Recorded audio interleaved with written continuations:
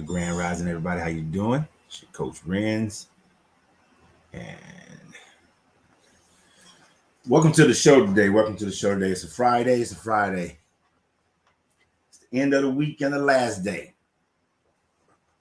So today we're going to have a discussion, short discussion, about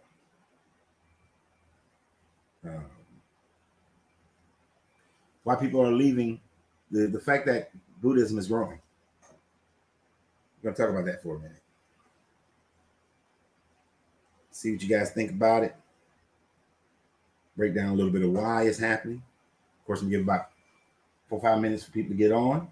In that time frame, I got my coffee ready. Time to get my cigar ready. First, I got some chocolates from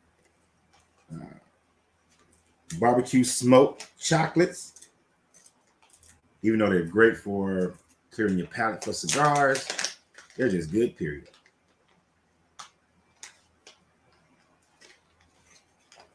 Grand Rising Slipstream. If this is your first time finding me Slipstream, Grand Rising Donald.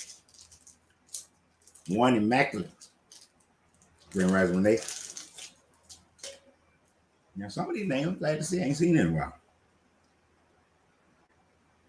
We're going to get back to our 10:30 starts, y'all. I promise we're going to get back to 10:30 starts. So then when I have days like today where I got to stop at 1:45 at the latest, Eastern Standard Time, we can still get a bit of time, get amount of time in. Well, welcome to the platform, Slipstream. This is a Christian deconstruction. This is a deconstruction channel. We deconstruct from mainly Christianity, but pretty much any and all religions. You said my email was invalid? Let me make sure I put. You sure about that?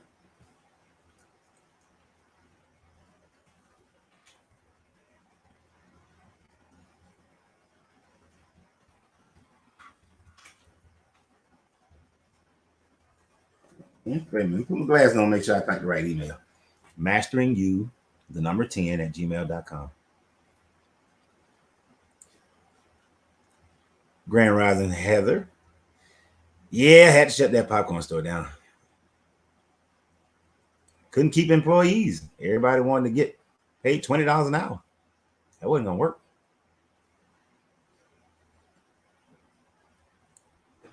I had to let that go. I missed the money from it. Tell you that. Got one balcony left and get home early on a Friday. Outstanding. Christian be hanging from the side of buildings. Grand Rising William. Jacob. That wasn't an email address. That's my email address. Man, I can't stand these wooden walls. Now, I like my little ladies up there with their cigars. I can't stand.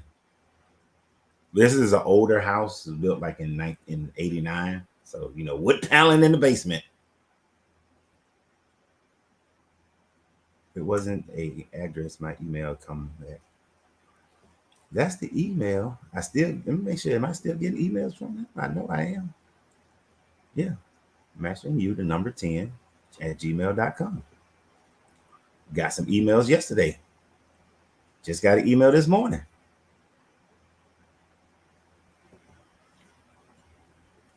Yeah, so maybe I typed it in incorrectly. So, try that one.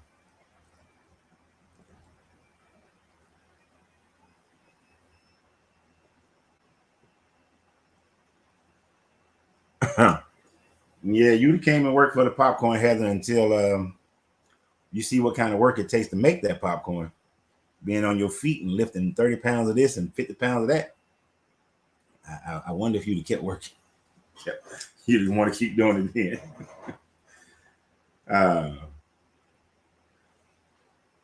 Grand Rising Debbie.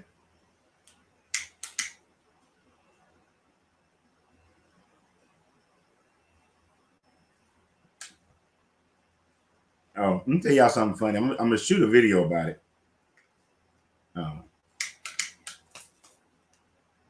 If you're ever in Atlanta on a Thursday night, a great place to go is Cat's Cafe, and they have open mic. Right, great food, small little venue though. If you ain't there by 9:30, you're gonna be standing up. Right. You know, Jacob, you just became my favorite person today. Jacob just became my favorite person. Even with all this great talking about some, how old are you? 39? Man, I am 52.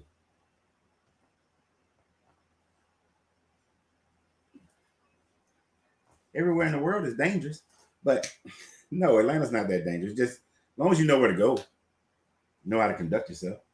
It's like, I mean, it's not as safe as Dubai, like we was talking about yesterday, or Sweden, but it's not New York, Chicago, LA dangerous. But it's a place called Cat's Cafe. They had open mic, nice bar, nice food, good eclectic crowd, good mixture, and people, they singing their songs. Grand loser we Grand Rising. Yes, I'm in Atlanta. So black man, I get to thanks, Jacob.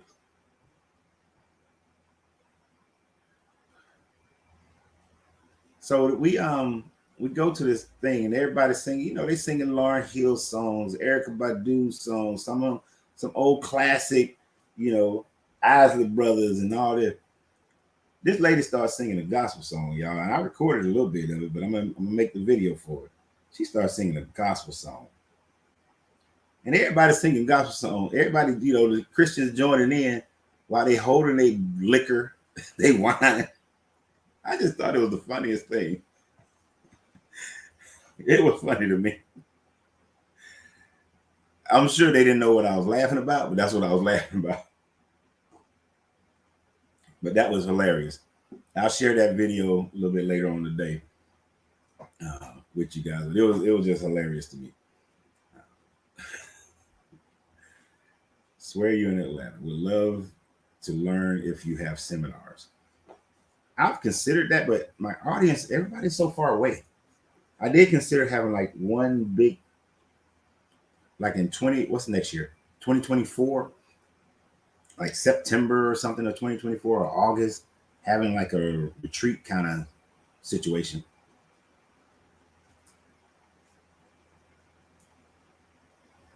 Grand Rising Marcus, you like Apache? Is that where we're going?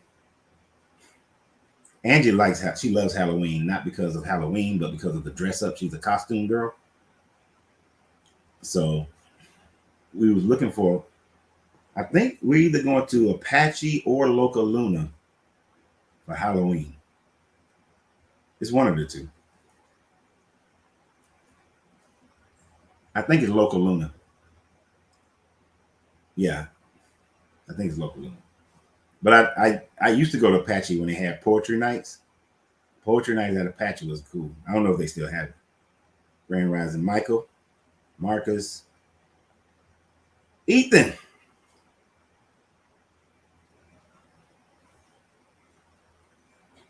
Bon Guillermo? No, yeah. Is that how you say that? Bonjour. Oh, Bonjour. My damn. Bonjour. I just messed that all up. That's because they ain't got no glasses on. So let's get into the subject. I know this subject is not going to last too long before y'all start going off into other subject matters. But I got my coffee, I got my cigar, so we good. It's a Friday. Friday's a little bit more open day. Oh, I was just perusing through, and I happened to notice, and it's one of those things that you kind of know, but then you you always want to back your stuff up. So I wound up reading a couple of articles on the fact that In 2022, a Pew, and I think Pew does pretty well with their surveys and whatnot. I didn't think I had this on right this morning. There we go. I thought something was hooked. And in one of their surveys,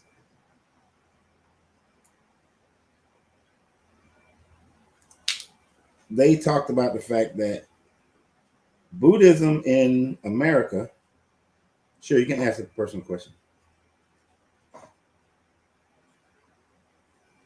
Oh, that was not too personal at all. But Buddhism in America is growing. They expect it to grow to about 4 million. I mean, from up to 6 million by 2050, which is a huge number in America, considering. I mean, no, 6 million. Period. Did I get that right? But they expect it to grow up to 6 million. It actually didn't say worldwide or in any particular country. It just says 6 million. But the article was mainly focused on the new Buddhist temples that are popping up throughout America, which I can see and validate here in Atlanta. I like going to the Buddhist temples to meditate. I don't even care which one it is. Sometimes it could be it's Vietnamese, it's Tibetan, Nepal. I don't care. I'm really just there for the grounds and for the peace and tranquility. But I'll go to a Hindu temple and do the same thing. But I'll get to your question, Jacob. Don't worry. But it's interesting. A lot of people are moving as Christianity is leaving. African spirituality and Buddhism is increasing. And of course, African spirituality, you got a lot of Black people moving in that direction. But you also have a lot of Black people moving into Buddhism, as well as many Caucasians are moving into Buddhism as well. And even before reading the article, one of the things that I was sure of is that many people move to this religion because it's so much more peaceful and tranquil. And one of its primary things is removing things out of your life that doesn't bring you happiness. Once you understand and get past what suffering really is in that religion, not, oh, you got to suffer, but just having to deal with the world. But when you look at the fact that it's more about meditation and how meditation has become an integral part of many Americans or many of the world's daily activities, it's part of the lexicon. It just has kind of like moved its way into the normalcy of the culture without it being done as a religion. And so when people walk away from their religion, it's an easy thing for them to move to. So I want you guys to think about that for a minute while I answer. I walked away from religion because I started researching it. Basically, that's the short answer. I actually began reading the Bible for myself and studying it, then going to libraries and reaching out to college professors from non-seminaries. And then I got to travel throughout the Middle East and throughout Europe and see all these sites and go into these other libraries and museums. And then I met a lot of archaeologists and started studying archaeology. And so just in my research and study, the Bible just found itself to be invalid. It's not historical. You can't prove damn near anything in it. Archaeologically, timelines don't match up. And then just the logic of humanity doesn't work with the Bible. I can't be more moral than the deity that I'm supposed to worship. So, but just studying it and finding all the contradictions and things like that made me leave. Now, Buddhism is good, but in our city, we get these fake Buddhists asking for money. What you got, Hare Krishnas? Hare Krishnas? What's your city again, Jacob? Grand Rising Sheila, how you doing? Can we assume that the country is becoming more spiritual as Christianity is becoming displaced? I would agree to that. The more and more people walk away from Christianity, the next generations are growing up to be more humane, more inclusive in their thinking.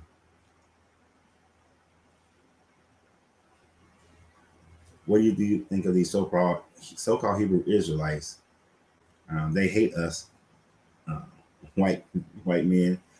I have seen only. I don't particularly care for the Hebrew Israelites. I think that they are playing on the emotions of hope and needing of pride of propaganda for some type of ancestry or historicity for African Americans who, for the most part, we may be only most may be only most may only be able to go about 3, 4, maybe 5 generations back to know who their family is. When you got people around the world can go back like 20, 30, 50 generations. So it's a propaganda and it's a hope out of the oppression to which Black people have felt. And that's why most of the people who get caught up into it, they are of the I used to be in prison, I used to be a street runner. A lot of these guys come from that environment. Not all, but a lot of them do. That's right, Bristol, UK. Thank you. But and then saying that it's somebody else's fault.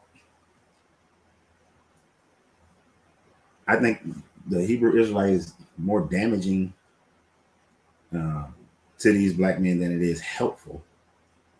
Because although it does get a lot of them off the street and doing some jacked up stuff, you just flipping the anger they had at society into anger towards Caucasians. You know,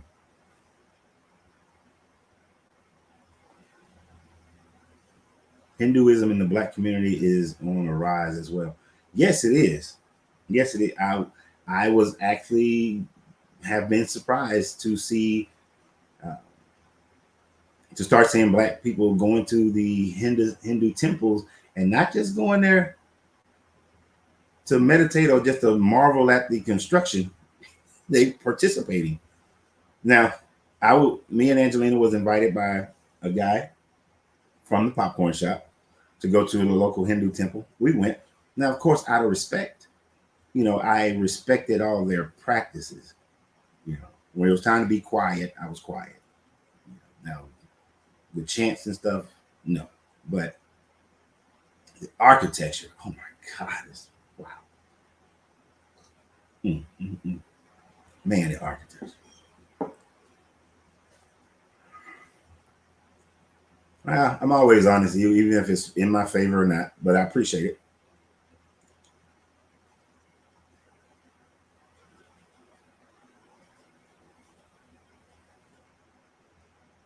Why is it we young men today, either white or Black, are victim men should be men? Should be, but you got to have a man around to teach you. And if you don't, you got to look for inspiration of that.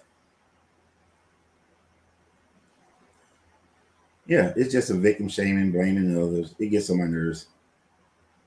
Some things are just what some things are. So, and when you victim blame all the time, it's hard to identify.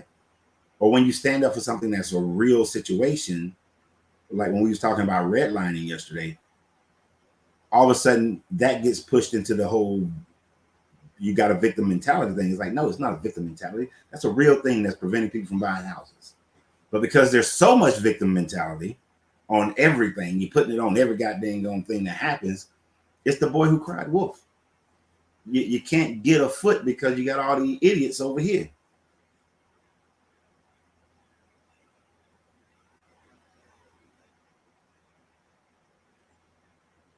Buddhism is the only religion without a God. Do you think that's why people are thinking it's better than Christianity? Now, most pure Buddhism, you're right, doesn't have this one deity that you worship, you pray to, but there is the concept of a creative energy within Buddhism. Now, some other Buddhist sects have went into taking that creative energy and making it into a god, but for the most part, you're right. Buddhism doesn't have a god. Um, it's probably not. It probably is the only religion that doesn't have a primary deity with a name and acts like a human and all this kind of stuff. But that is one of the things that is attractive to people. Like there's not this mean as genocidal deity that you got to give worship to. That your process to entering into heaven, so to speak, nirvana, is all based on you knowing your inner self. And that's it. You work through the inner self to get there. There's no outside sacrifice, no blood sacrifice, none of those things. It's just working through yourself.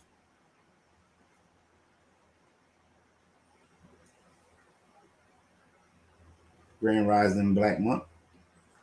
Yak sent us boys said you are very knowledgeable. Grand Rising. Oh, got a Yeshua. Um, Spiritual is being stirred literally as well as figurative. Christianity is a bust.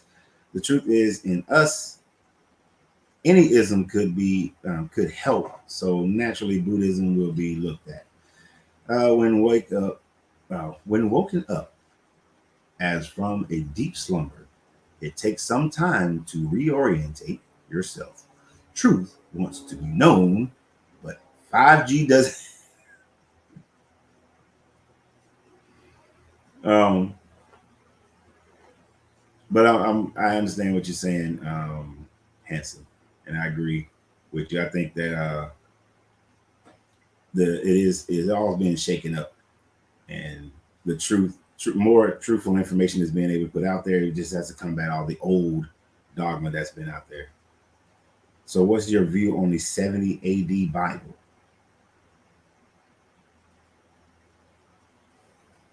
On 70 AD, sorry, Buddha. Yeah, Buddhism is an offshoot of Hinduism. What's the 70 AD Bible? And oh, on 70 AD. Sorry. Are you talking about when Titus entered Jerusalem through fanfare and destroyed the temple after setting up a watchtower and uprooting all the trees, thereby fulfilling the so-called acts of Jesus that were actually recorded in the annals of Titus and then later given over to Jesus? Is that what you're talking about? Not sure what you're talking about. But yeah, Buddhism came actually. So Dr. Gautama was originally Hindu, and then he became an ascetic, where they thought through suffering and pain that's how you find God, your connection to God. And then while sitting under the Bodhi tree, damn near starved to death, little girl offered him some food, and bam, he had his moment.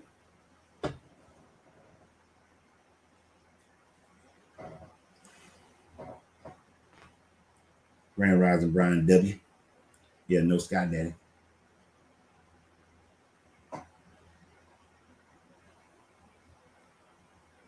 No 70 80 in Bible.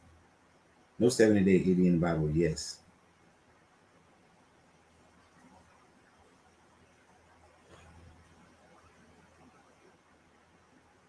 Okay, so I don't know of a 70 80 Bible. I've never seen a 70 80 Bible. No, there was no Bible in 70 AD. There were scrolls. People started writing.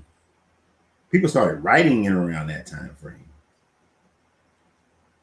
And those writings are really based on those initial writings were based on the conquest of Titus through Judea. Did Yeshua come back in 70 AD? No.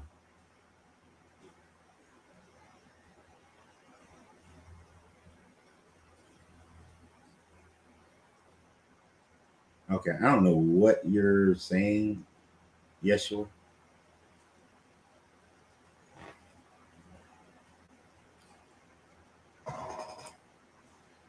But yeah, Buddhism is more philosophical than it is religified.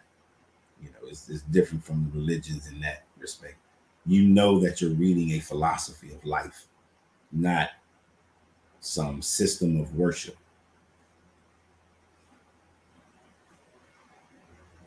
No more speech to text, Christian. Yeshua, this your first time here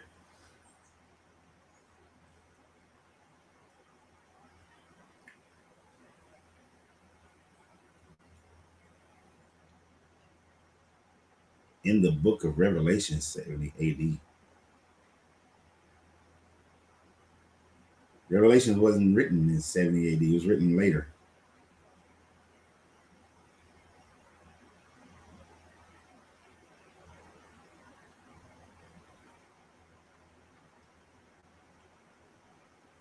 Yes, I'm Jacob Sub.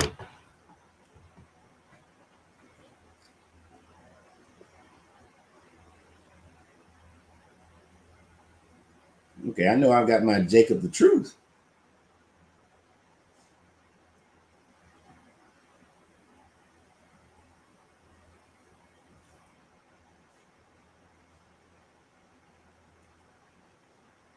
Yeah, Revelation was most likely written right at the turn of the century, not early, no earlier than that. Uh, and I believe some of it was written as propaganda towards the Julio Claudians, but it was based on people's belief that this Jesus character was going to come back at that time frame before that generation had died. Theoretically, the Jesus character should have returned no later than around 80, 85 AD, to which he did not.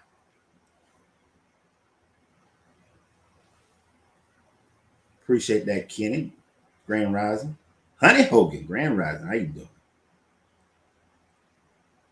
Uh, my favorite healing frequency was 520, 528, which is what I played last night because my lower back was hurting.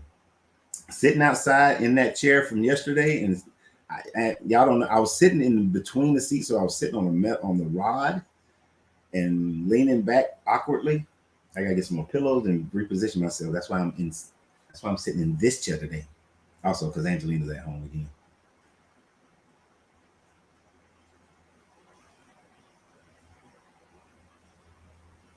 Yeah, I'm about there, Immaculate. I tried Buddhism. It still has guidelines and rules of practicing the method in life. It does. Even stricter than other religions. I got my first Buddha Bible in Hawaii at my hotel. They had it in the drawer for the guests. I read it and had questions by the end of the first page. No things, no religion, no God. It makes me happy. Buddhism, I would say I did take I was able to get much better in my meditation practices by working with Buddhists than I did with anybody else. Like the Hindus that I meditated with, it couldn't really get it as it was good, but the Buddhists, they helped me with my meditation more than anybody else. So I'm always going to give them appreciation for that because that's been a big thing. And the conversations we had about nature and understanding self, I did appreciate that. Now you're right; they do have some rituals, but I think it depends, and it's like any religion. Depending upon what sect you're dealing with, you got some that are very strict, very strict. There's no way in hell I get with them. Anybody who tells me, Grand Rising Tracy, that I can't, that my path can go this way. We may be able to walk together in our path, but then my path gonna go that way, and yours go that way. We still going on our path, headed for the same goal, but you know, we gotta keep working. We gotta keep going.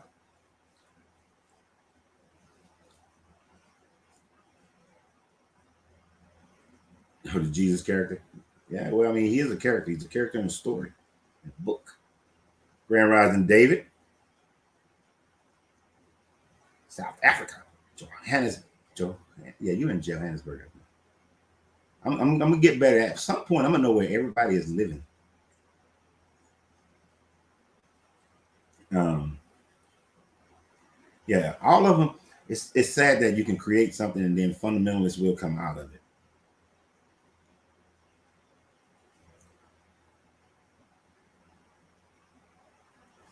You are sent to meditate on damn near everything. Do you know other languages? Currently learning Spanish. About to start learning Swahili. I used to know French pretty well, but I haven't used it in 20 years, so I suck at it. Um, used to know, which used to be pretty decent in German, but hadn't spoke German since '97, no '98. So I suck at that now. Um, I've learned to read a lot of the meta natures and a lot more of the cuneiform, but it's not a spoken language, so to speak. It's just a. And I'm thinking about learning Swahili. I don't know if I said that. We were just talking about that last night because she's just added Italian for her language to learn. I'm learning Spanish because of cigars. Because I'll have my cigar be back out in a few months by the end of November, early December. So I need to speak in Spanish. I hear Jesus practiced Buddhism and passed in the lost teachings of Christ. Yeah, there are some teachings that say that Jesus didn't die on the cross and that he went uh, to he went over into India and all that. I think it called it Isha was his name or something like that, And he went and he taught over there. And there's actually a tomb of Jesus in Japan. Said that Jesus went all the way to Japan and died in Japan. That his younger brother or cousin was actually the one that was on the cross, replaced him on the cross, and then he went to Japan, had a wife and had kids, the whole deal. That's how these people get. I'm telling you, look it up. Right. And that's one thing I do like about Buddhists. They don't try to convert you for the most part. If you find some fundamentalists, yeah. Uh, them Hare Krishnas used to get on my nerves back in the day. You don't see Hare Krishnas like you used to. But they used to be up there trying to give you all kinds of shit. They was like Jehovah's Witness. Hare Krishnas are Buddhists, right? I believe they are. But they used to get on my nerves.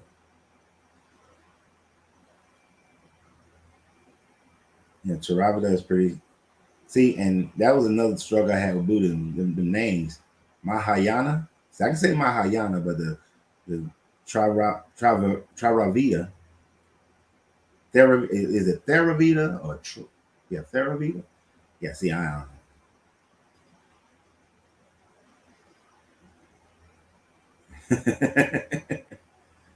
Guten Gottenhamun Gottenhamun. Es ist sehr speziell. I don't even know what the hell you just said, Cam. I just know that there's a bottle of wine over there. It's German. It's a Spezialese, which is Spezialese is my favorite wine from Germany. It is the king of all Riesling, the Spezialese. Especially fits in Zimmer Spezialese. But, you know, guten Morgen. I'm very basic with the German now.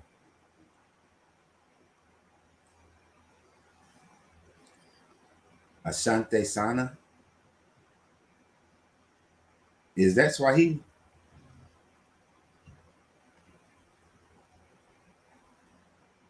I said I'm going to start learning Swahili, and I don't know shit yet. Not one blessed word. Oh, they're Hindu. Okay, the Hare Krishnas, and you can confuse unless you see like the red dot or certain emblems or there's certain things about them you can easily confuse a Hindu to a Buddhist, but one came out of the other, so it's understandable. God in heaven is hilarious.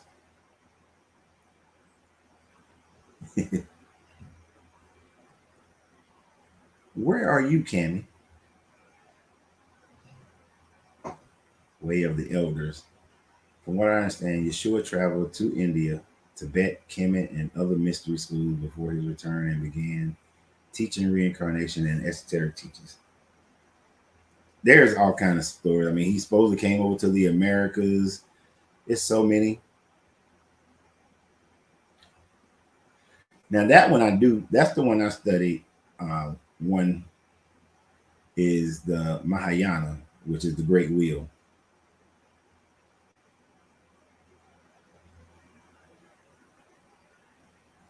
Yeah, Spanish has been hard because yeah, I'm learning it, but I'm not getting opportunities to try to speak it.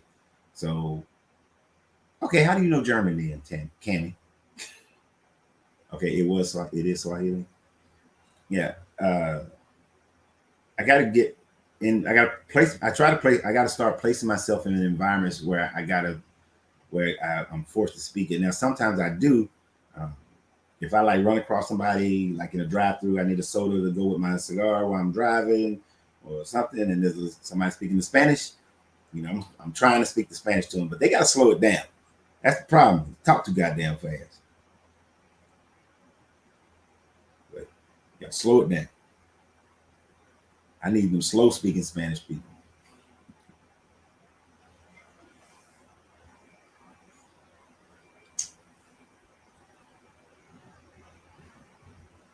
Hey, do you believe that your thought process dictates what you believe in?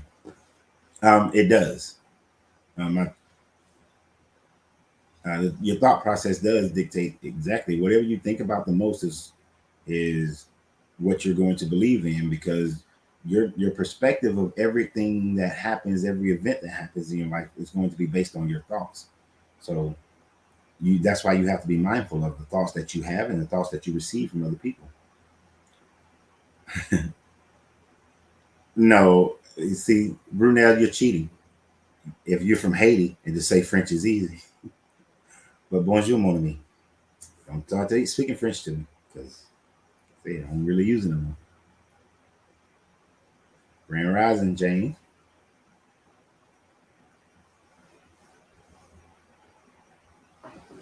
Right, that's in the the Book of the Holy 12.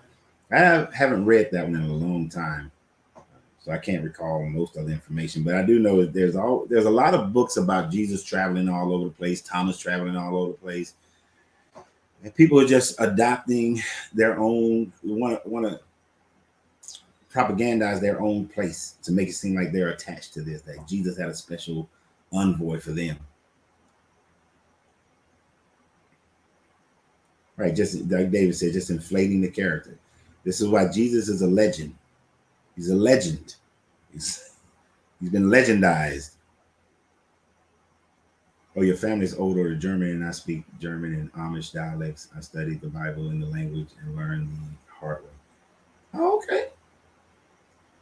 Ooh, I want to go to an Amish town just to see it. But all right, with the German, I could have used you when I was in Germany. I live in a Spanish speaking Colombian neighborhood. It's French that I'm probably finding people to speak with. Yeah. I live in Atlanta. We just really, when I was growing up, it was all black and white, wasn't too many people from other places. And then when I came back in '99, it's Spanish people and Asian people all over the place, and a bunch of Northerners. But I'm gonna get it. I'm gonna get it. If I can read Spanish a hell of a lot better than I can speak it so far.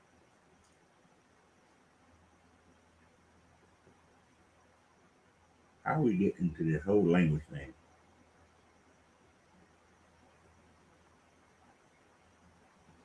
Legend versus myth. Yeah. So here's my thing about legend and myth. I don't think that the Jesus that they're talking about actually existed. So it could be easily looked at as a myth. But Josephus does talk about four different uh, Yahshuas who were active in and around that time frame. Their stories combined and then legendized into the walking on the waters and all this sorts of things and healing people and blood sacrifice.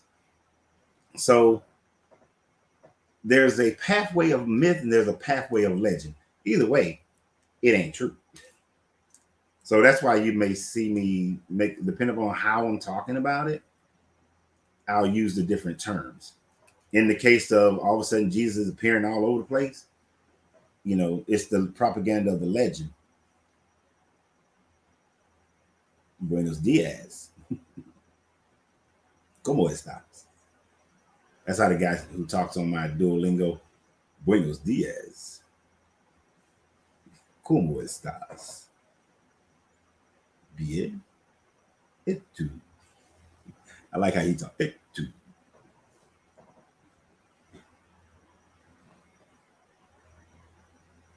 The term "I have a gut feeling." Gut is German for good, but good comes from the word God. So when you have a gut feeling, you have a God feeling. Oh, I'm gonna have to let Angie know that one for really. Did you know? She's gonna research the hell out of it, but Hindu is a European word. You're right. The true Hindu, they don't call themselves Hindu. They're from the Indus Valley, and it was more of a culture and not a religion. It was more. It was the religion and the culture were so intermixed that you can't separate the two. Oh, it's not a religious practice. Other people, and then they perverted their practice. Those people didn't believe in a multitude of gods. They believe in one God, and all these others were just how they explained the different aspects of their God, which were in coordination with nature for the most part as well.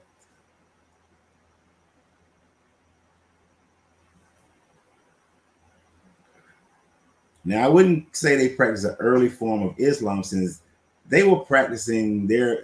If you're gonna do that, I don't like when people do that, Brian. That's not fair, Brian W.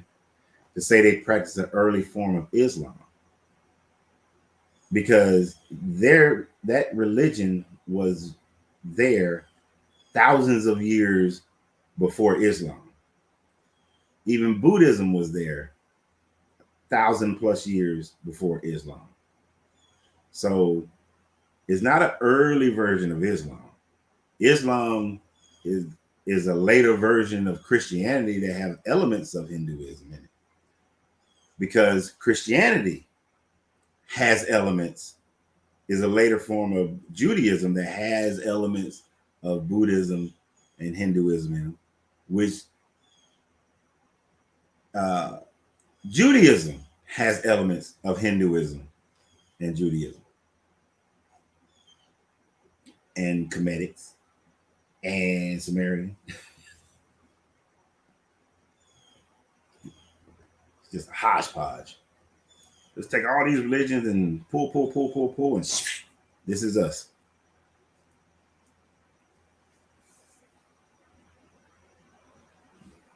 I took French in high school. Je parle français très mal.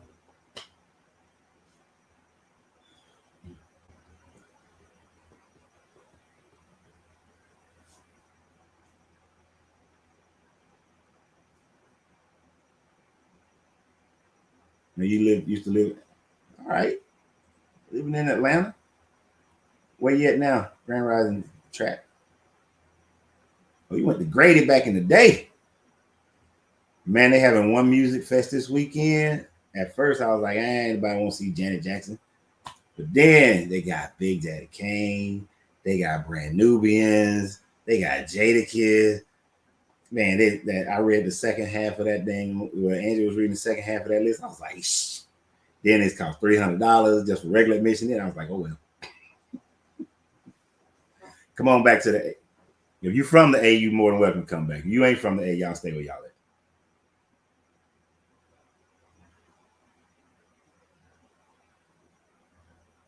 That is what I use. I use Duolingo.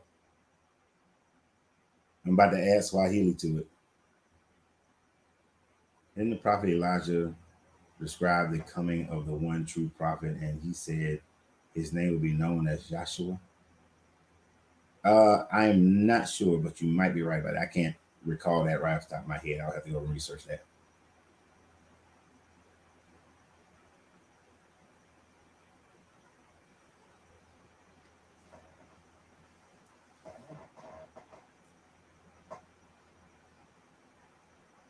Yep, they do claim to heal and prophesy, catch the Holy Ghost. They do it. They got all the gifts.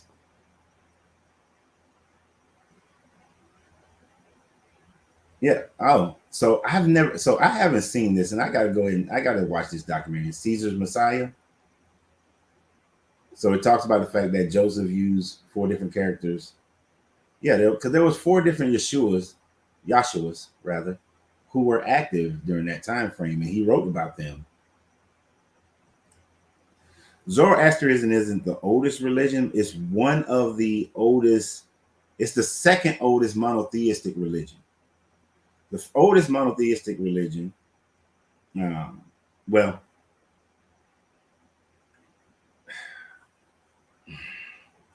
If you look at it purely from Western studies, the oldest monotheistic religion is the worship of the Aten by Akhenaten, and then Zoroastrianism is the second oldest. If you looked at it from truth, the oldest monotheistic religion is either going to be Hindu, the Indus Valley religion, or your Ifa. Because both of those, in their truest form, there is only one God. And like I said earlier, there's only one God, and every other what is people call deities now or orishas are just aspects of that one God. But of course, they switched it. Now the Comedics can jump in there too. I just thought about it. The Comedics can jump in there too because in their origin story, the Ogdode is the one entity, and then it was split up into four. Within each four is the masculine and the feminine, and from all of that, they out of the cosmic egg they created Ra, and the Ra was then created in the matter form as the matter form representation of creating the universe. So it starts out as one God as well.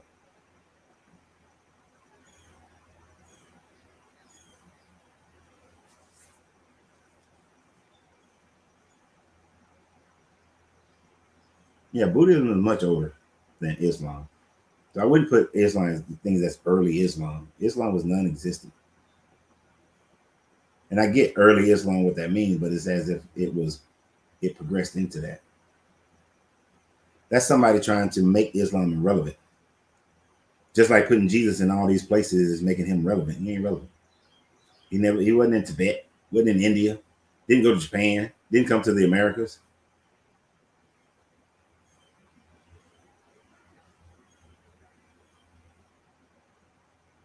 Mm-hmm. Yeah. If I don't keep speaking the language, I'm gonna lose it just like I have.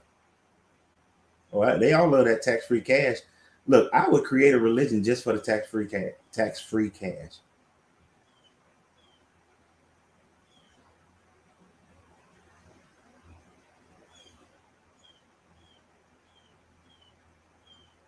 Oh, thank you for the correction, Brian.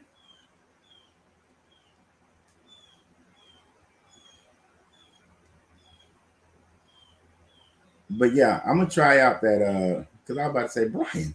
I was about to clutch my uncle. Brian. Brian. Nah, just right. Yeah, I know y'all can't take me serious half the time, right? All right. But yeah, I'm gonna check that out.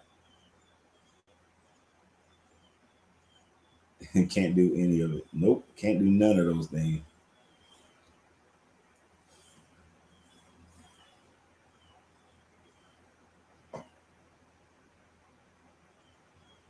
Grand Rising Ricky.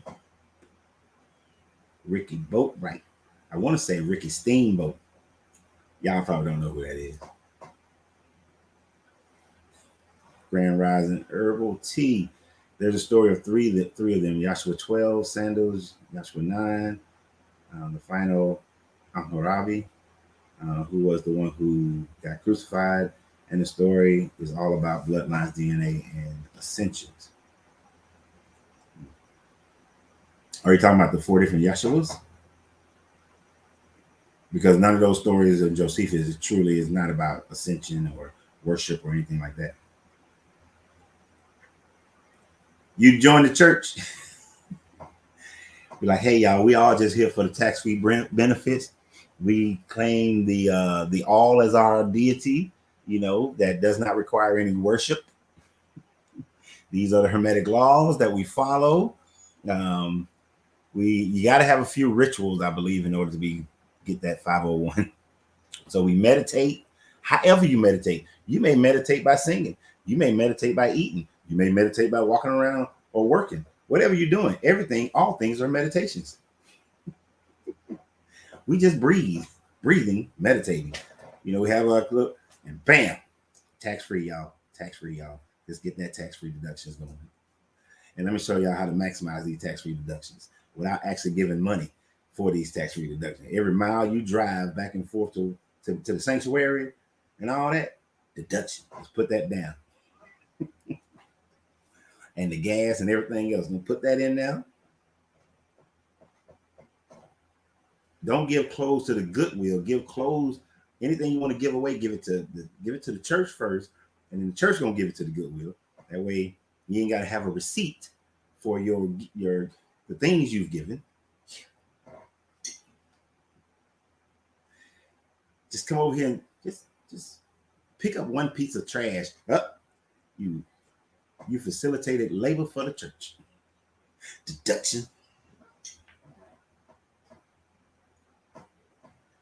I'm gonna get all that free cash.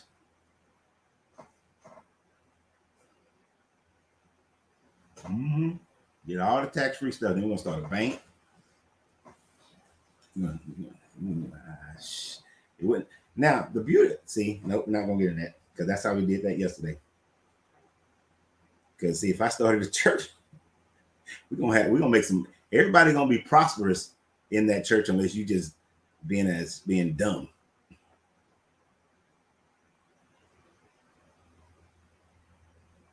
Oh, people called you that in school. Hey man, Rick Steamboat, that was the man. Him and Randy Savage used to have some of the best bouts. My God, his money. You start a church that we worship the dollar bill, y'all. Dollar bill, y'all. That's what we worship. Make them ask questions about putting watermelons in doorsteps randomly every Sunday. I never heard of that one. Yep. Ron L. Herbert said in Dianetic book that he got his source through African spirituality and traditions. Yep. And Ron also said that if he ever wanted to become rich, then he would start a religion.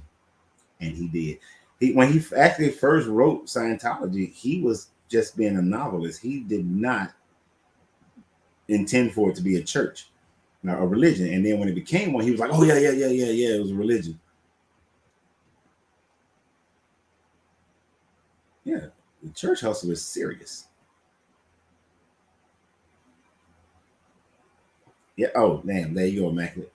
When he owed money to the government, he made Scientology a religion. Best way to make money. Easiest scam in the world.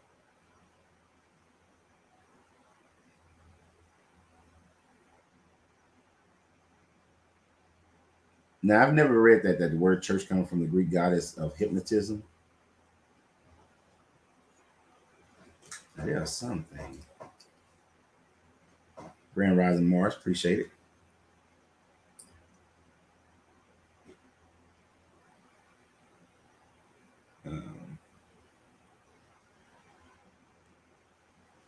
What is the etymology of the word church?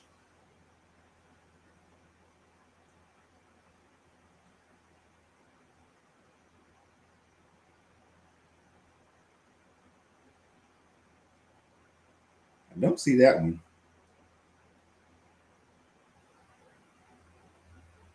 They're saying from the Greek word karika,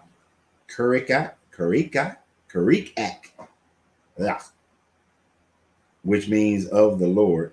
But they're just saying some, probably, and some scholars.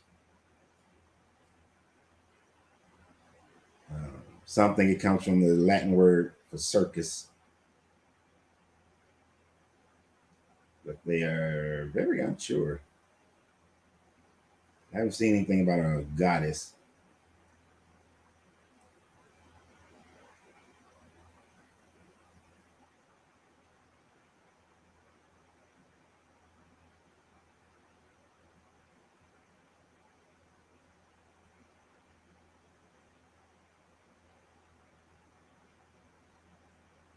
Yeah, I don't see anything.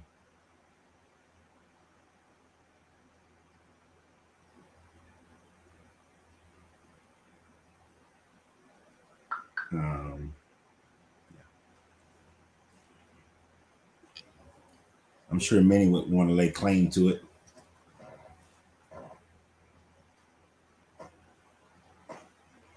Yeah, scamming people is horrible. See, I wouldn't scam people. My church wouldn't scam people. The only people we be scamming is the government and getting all that tax free. Yeah, I've always heard that one, Brian. It's another word for gathering. Um,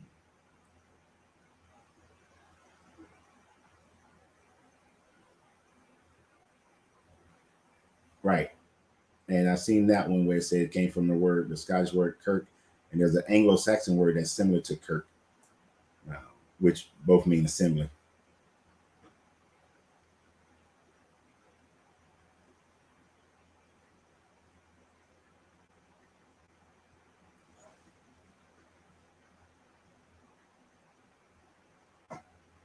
Church, they say, is from the German word, yeah, and they had that one too. I saw that one. That Kirik, Kir, I want to say Kirki, which comes from the Latin word circus. So I saw that one.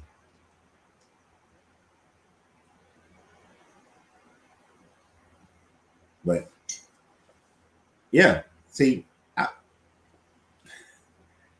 this is why we can't ever stay on no subject for more than 45 minutes. Well, actually, some subjects we can because I force it. We were talking about people moving over to Buddhism. Um, you know, the Eightfold Path, the Four Noble Truths are more appealing to people than this Christianity. That's what we was talking about. But now we talking about languages and creating our own church. But we're gonna have real wine or beer. It's Oktoberfest. We have beer this month, except that I don't like beer, but I have beer.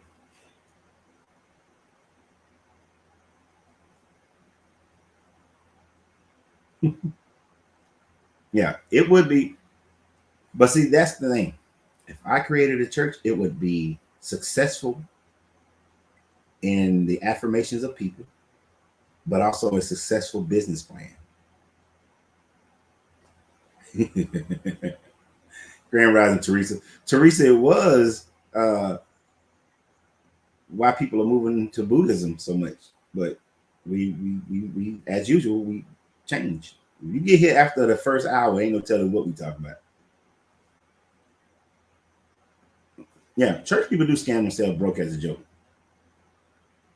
See, like, of course, every organization requires some way of some type of financing in order for it to sustain itself. There are a few churches I've been to, they don't ask for tithes in the same way. They'll just say, look, they got these machines outside the church. And if you feel like it, you go up and you donate to the church. If you don't, you don't. They don't ask for it. They'll mention it. No, you're all right. No, no, no, no. It's fine. Uh, Today is National Beer Day. Oh my God, there's some people who don't need to know that today is National Beer Day. I know too many jokers. Uh, just like Yoga Unites us as one. I would have it set up where, hey, look, y'all know this is this is what it costs to keep this building. Lights, everything. This is what it costs. These are the bills for this month. If you want to help, help. If you don't want to help, don't worry about it. You know, we good. And if it works, it works. If it don't work, it's because y'all didn't want to be here. But I would make a point.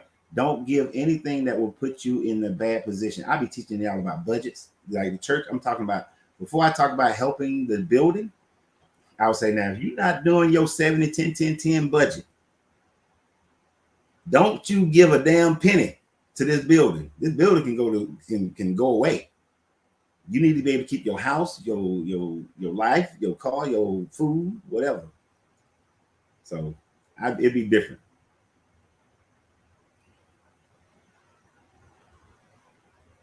What is your take on polygamy?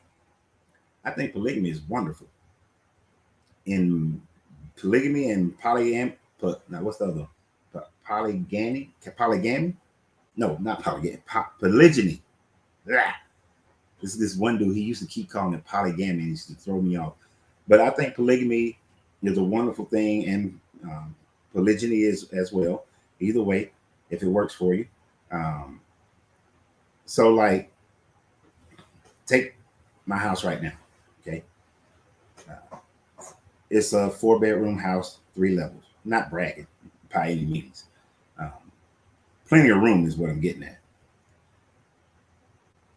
if let's say me and Angelina wanted to bring another person in as a wife, we're not bringing another husband. That's just me. But bringing another wife. Uh, Instead of the carrying of this house coming from one check or two checks, now it's coming from three checks. The financial investments now can go three checks. Uh, if there were kids involved, there's family members who can all be helpful towards the development of that child in the house. If there's a conflict between me and one of them, the other one is not bringing in outside advice. They was in the house. They know what's going on. They know the dynamics. So their advice, if we can't resolve the conflict ourselves, would be more in-house and more knowledgeable. Yeah, polyandry is with women with multiple men. So I think it's a better situation. I mean, y'all know my friend Kevin. He has two wives, and he was here on my birthday, and my family member was here. And even though my family members are Christian, they were incredibly respectful of their situation, of their marriages. Didn't treat anybody differently. Of course, ask questions, but to the ladies. And at first, the ladies were being like quiet about it. I was like, don't worry about my family. I had to tell them my family is not judgmental, so y'all can, be yourselves and everything. And there was a genuine interest of asking questions, and nobody treated them unfairly. That's one reason I get along with my family. But like they expressed that they've in the what Kevin and them been together 4 or 6 years, 4 to 6 to 4 years or something like that, 4 or 6 years, and never had any big blow up arguments, no jealousies and angers. So you got to have a certain level of maturity to do this because you've grown up in a Western culture, and that Western culture has taught you no, no, no, no, no, no. Um, but there's a lot of benefits. I know most people just gravitate towards sex, but I wouldn't do polygamy for sexual reasons. It would be for the my first reason is the economics. You know, you think about it. You got three. Let's say if you got three people, each one of them is making $40,000 a year. Each one of them is struggling to survive in this America, right? And put them in America. They're struggling at 40,000 a year. They, unless they got great management, but most people don't have good financial management. But they're not living the life they want to live, right? Not really able to build for retirement. But you take those three, put them in one house. Now you got a household income of 120,000. You're able to do a lot more now financially with that 120 than you were with those 120s, each having to pay for their own space, each having some many of the same bills. Now you bring them all three together. Financially, you can start to build something. You can start buying property and buying other property. You can buy the house you live in. You can buy other land. You can invest in other things where everybody is protected. And then there's enough paperwork that you can put together as far as like powers of attorney, living wills, to be able to satisfy any and everything that a normal marriage, what we call a normal marriage, a monogamous marriage would do.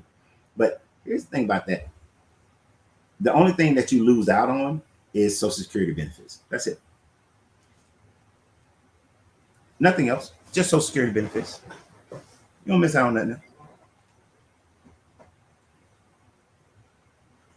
Um, Everything else is handled.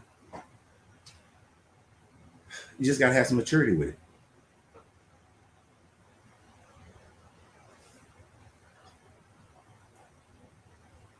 Who would most likely convert from to Buddhism, a Christian or Hebrew Israelite? A Christian. Damn, Hebrew Israelite is not going to. A Hebrew Israelite is more likely to go to Islam before they would go to Buddhism. That's amazing. Oh, are there any former Christians or Hebrew Israelite? I know Christians who have become Buddhists, but I don't know any Hebrew Israelites who become Buddhists.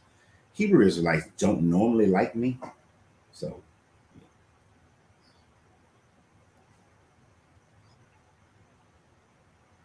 although I am coaching one Hebrew Israelite right now. So I got one that likes me, but most of the time they don't.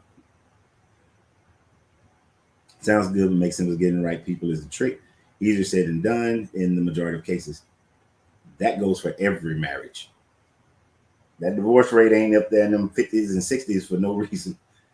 It is hard, even for. And here's the thing: sexually, half these people are in polyamory relationships anyway. So, and you ain't got to lie now. There's no reason to lie.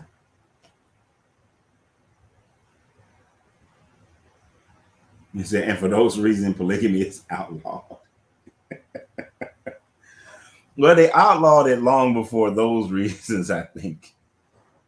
Like when we was talking about the Mormons yesterday, uh, that was one of the conditions for Mormons for Utah to become a state. They had to get rid of polygamy. That was the main condition. They had to get rid of polygamy in order for them to become a state, and because that actually stems from Rome. I was going to say that comes from the um, British mentality, but it actually started in Rome. Uh, well, no, I got to change that. That comes from the Greeks. The Greeks didn't do polygamy, so when they get to the Levant and get into India and all these other areas, North Africa, they weren't into polygamy. Although they kind of like started moving people into monogamy. Then the Romans, of course, pretty much just copied the damn Greeks. Even though they don't like the Greeks, they pretty much copied them. And so it just has continued. Well, the only thing about Social Security benefits, so if you make one wife the legal wife, that wife will be able to get Social Security. Even though you can have it in but then you know what? Thank you, Sheila. I appreciate it. I'm acting like preaching now. Thank you, Sheila. Thank you, Sheila. Sheila the goddess Sheila just hit me with something right there. Thank you, Sheila. Actually, what you do is you do legally marry one of the wives so that Social Security benefits can be given. Then you do a contract that says that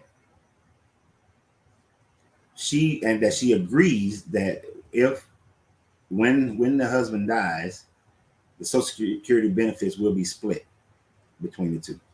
Now you can put anybody on your medical insurance. Anybody who's a dependent or lives in your household can be in your medical insurance, so that's not a problem. So actually, there is a way to make sure you get benefits. Now there's a illegal way to do it too. Well, no, that ain't gonna work for Social Security. Because legally, you can marry somebody in one state, then go to another state and marry another person in another state. That's illegal, technically. The government's always going to look at the first marriage. But if you set everything up properly, it's not too much of a problem. But yeah, you could do a contract and them agreeing to that contract. Now, she can go to court and try to invalidate that contract. But you would think that if they spent 20, 30 years, 40 years together, that sisterhood wouldn't go in that direction, that they would then lean on each other as they mourn for the loss of their husband. Now, I would say marry both women in both states so that if one of the wives die and she has Social Security benefits, you can then get those Social Security benefits to continue the household. So I would legally marry both women in two different states so that if any of the three of us die, the Social Security benefits from the other person can come into the household.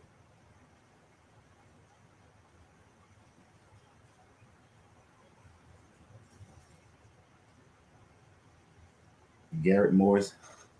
See, I'm bad with actors and their names. Garrett Morgan. I said Morgan. Garrett Morris. Oh, he did. Okay. I like him. He's always a great supporting actor. Y'all know Reginald Roundtree died. Shaft died, y'all, a couple days ago. Oh, Gary Moore is still around. He's 86. Yeah, but Sheila, every relationship is two people. Most people have more failed relationships than they have prosperous relationships. But like this quote from the show Friends that I used to watch back in the day, all it takes is one time being right. Have you ever thought about writing a book? If you were to write a book, what would that book be about? So I wrote a book back in 2000 called How to Escape Mental Welfare. You can go to coachrenz.com. Richard Roundtree. Thank you. Sorry. Richard Roundtree. Angelina. Richard Roundtree. What did I say? Reginald? I sure did. I wrote a book called How to Escape Mental Welfare. You can find that at coachrenz.com. Go to the store and you can buy the book and download it. Y'all should go download the book. Some people, actually, I just had some people buy that book last week. Had some people buy that book.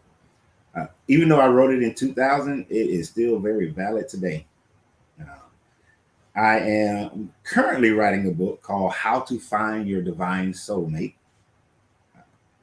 because our relationship, our romantic relationship, has an incredibly huge impact on our well-being and our prosperity. Now, uh, so I will finish that book, and I'm considering writing a book. See, the hard part, I don't want it to be repetitive. It, it'll be an offshoot of How to Find Your Divine Soulmate, but it'll be, you know what? But it'll, because some of the things in that book will, so some of the things in that book will just flip over. And I'm going to talk about some of the same subjects, but some of those subjects I go into more detail about. But after I finish that book, I plan to write a book on how to walk away from Christianity. Yeah.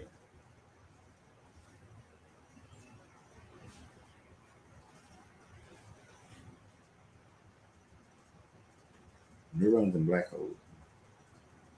But will SS benefit to two different women with the one man social security number? You can't. You have to have only one person apply for it. That's why I'm saying you have to. These are these are conversations that you have to have, that you have to talk about, and then have contracts to back them up. So put your shoes on and leave it behind. Don't be surprised if I steal that as a subtitle in there. Um, that's why I like, so just to keep any problems out of it, whoever you married first, legally married first, put their name, let them be the one to file for it. That way there's no problems from the Social Security Department administration.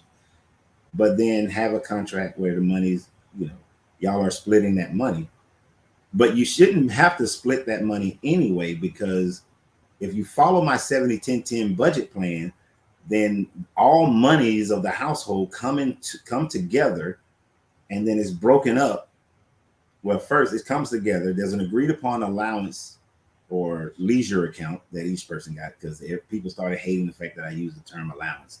There's a leisure account, a personal account that everybody gets everybody get an equal amount of money, and they can do whatever the hell they want with that. And then the rest of the money goes into 70% for necessities, 10% for investments, 10% for play, and 10% for savings.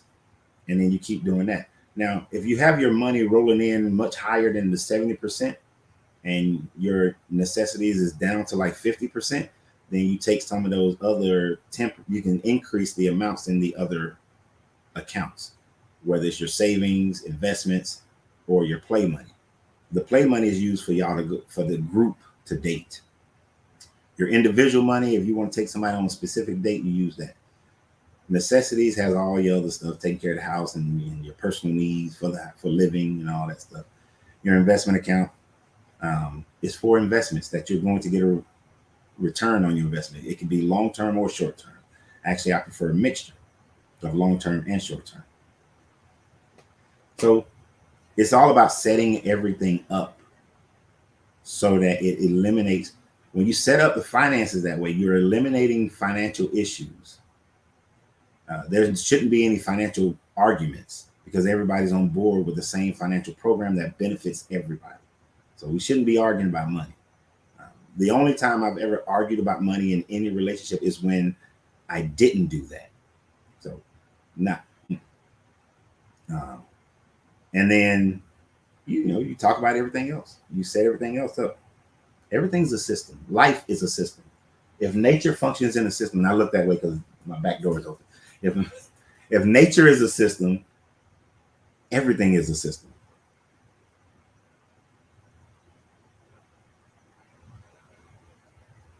One can leave their SSN in a trust with a name or names in it.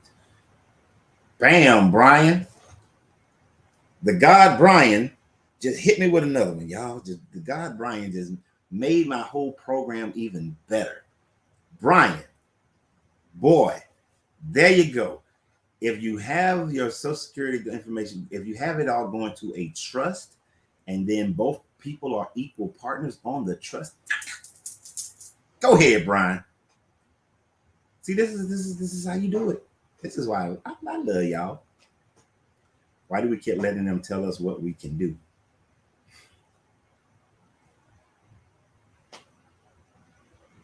You got to get enough people on board on your side to change it.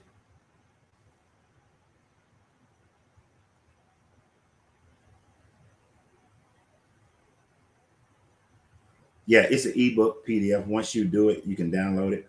No, I don't have any. I don't have any physical copies of it. But that's the book. I agree. Church wasn't hard to leave. It was easy. Coming to the realization that they lied is the hardest part of in the beginning. After that, a breeze. Yeah. Yeah, that'll be my. I'm gonna finish this book and then that'll be the next book.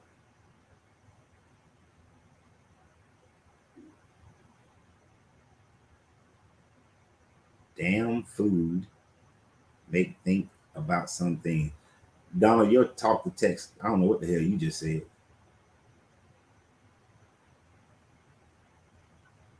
Damn food makes you think about some things under a tree.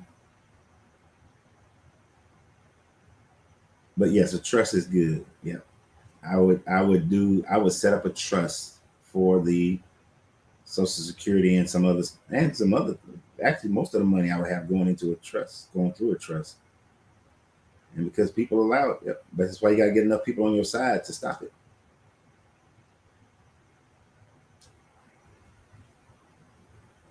So when you if you honestly, you don't even have to wait for the government to make your life better. If you get enough people moving to an area, well, Social Security, you're gonna need, yeah, that's federal. So you just gotta get enough people.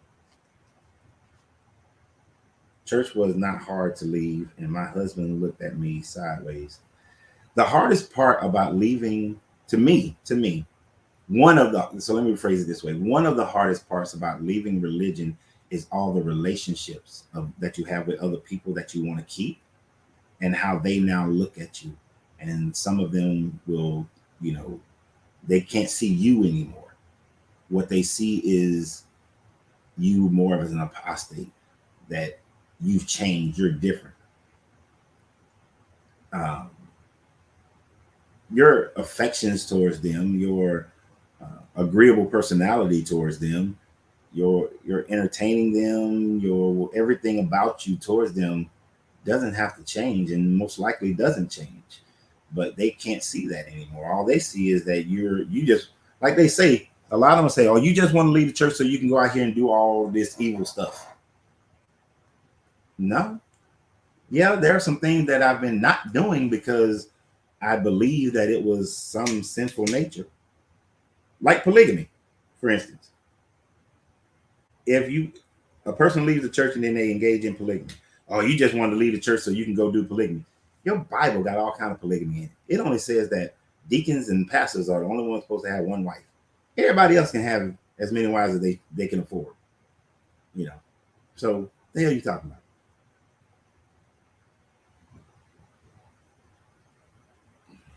Yep, you immediately become the devil. Folks can never truly escape the system of the day.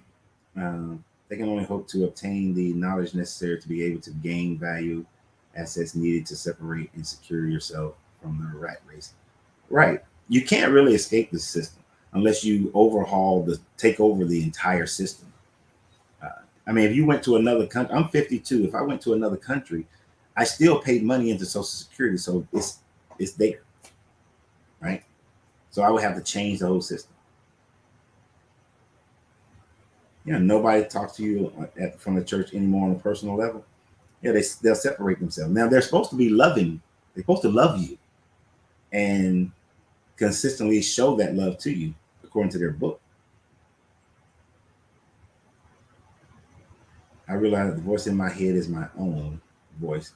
So with my bad decisions, my bad decisions were my decision. That's how I walked away from religion. Hold on, did somebody take the Havens?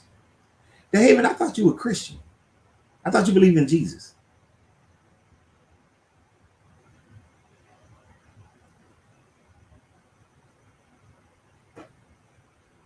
Because I'm confused now. Because I could have swore that you said that you believe in Jesus. But yes, the voice in your head is your own voice.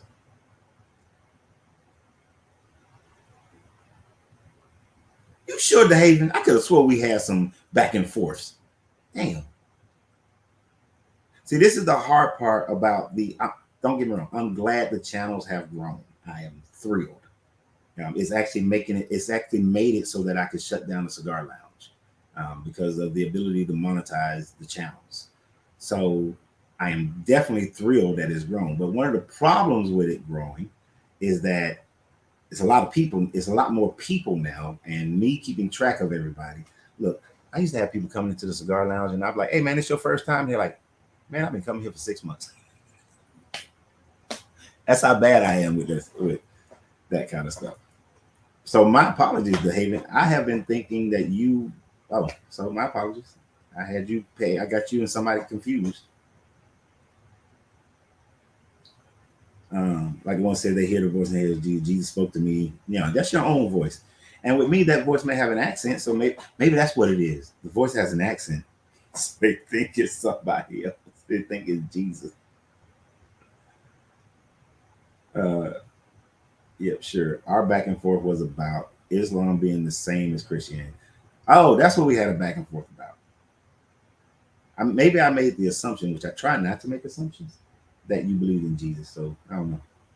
I take that one. That's on me.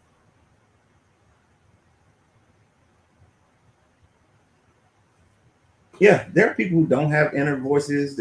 I always wonder how it's like Angelina hardly ever dreams.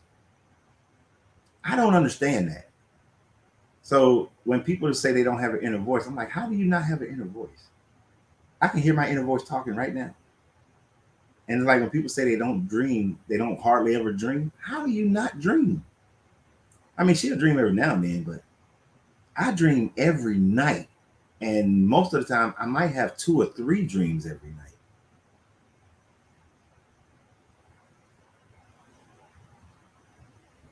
It throws. It's. I don't get it. I'm always dreaming. Hell, now I look forward to the dreams. I'll be like, come on, come with it, dream. What we got? 12:30. But I be dreaming some good shit. Last night, one of my dreams, I was coaching. I was the mental coach for Victor Wimbignana. Wimbignana. I was his mental coach, which would be an amazing thing since he got Popovich. But somehow, some way, I was in San Antonio. I had to spend a lot of time in San Antonio coaching him. Yes, and a lot of my dreams are very lucid. But now they've gone even past lucid to where they are barbecue smoked chocolates. These are the espresso bean. No, these are blueberry. I left the espresso bean upstairs. So I be looking forward to my dream. Also, because a lot of my dreams happen for real. So I be wondering which one's gonna happen for real.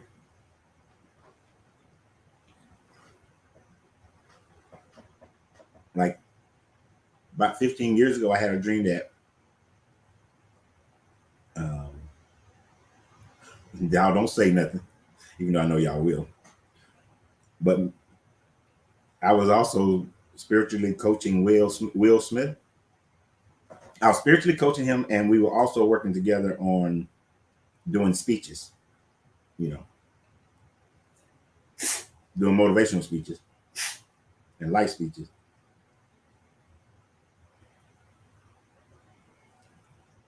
Which I would do with him.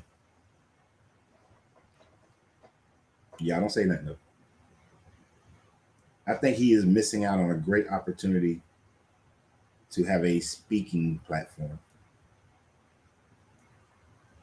But um, yeah, so I look forward to my dreams every night.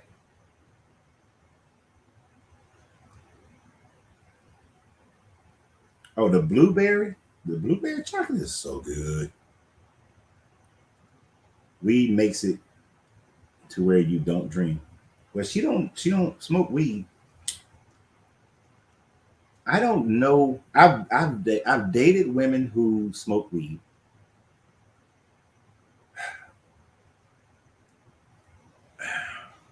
It depends on how much weed they smoke. And I know that hypocritical. I smoke cigars, but weed stink. If I'm with a woman, she smoke weed, we gotta be outside. Like you can't come into my cigar room and smoke weed. You're not doing it. It stink. Oh, it's good. Go to smoking barbecue smokes chocolates and order some. Tell them I sent you.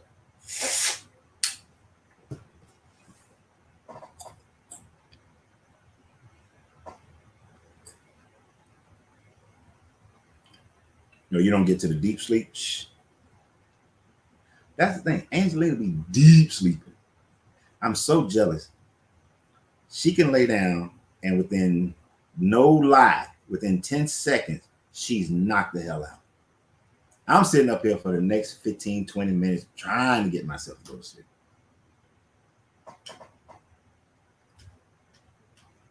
Hypocritical self-righteous is a big reason I moved away from religion.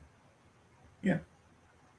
The people can make you move away. And because of the people it could cause you to do more deeper research and then you really walk away.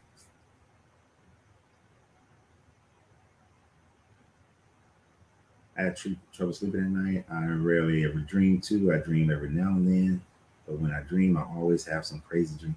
Why do y'all? How? I dream every night. I can take a. If I took a 10-minute nap, I would have a dream. If it stinks, it's good. Haven't had a dream in 15 years. Smoke right before I go to bed. It might be the dabs. Be in the dabs. I don't know what a dab is, but I'm guessing that's weed. And when I do some mushrooms, oh my God, I be dreaming. Even after the trips, I be dreaming. You have the same dream over and over again, yet it's always different, like a TV show, some settings, some settings, some same settings, different characters, same events, different outcomes. Weird, but I suffer from insomnia. Okay. Same dream. That I would lose my shit if I had the same dream.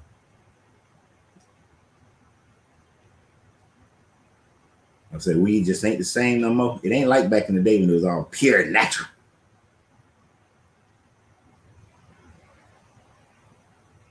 I smoke daily and often. This is not a fact. I think dreams has something to do with your own mind. Each individual person's mind may respond differently depending on just your mind.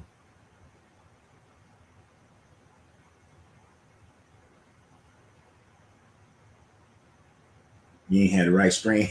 How do you start? How do you start with mushrooms? First, make sure that the person you're getting from are that they're good and pure, natural. Um, starting out costs you more money than once you know what you're doing. The reason why, because you don't know what your tolerance is.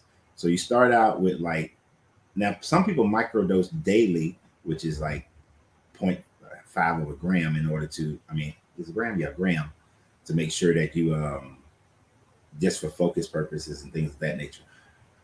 But you don't know if 1 gram gonna take you on a trip, or so you got to try 1 gram, see what it does, and then let a whole day at least go by, and then you try 2 grams and three, so you see what your tolerance level is.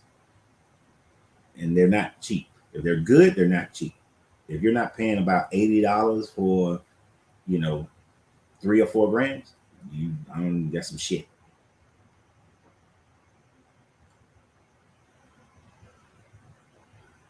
Um, my technique for remembering my dreams is don't let your feet hit the floor. Sit there when you wake up, focus on what that dream was about. Write it down if you can, but don't let your feet hit the floor. Your feet hit the floor, you'll forget everything. You'll start to forget. But yeah, you definitely want to take your time with them.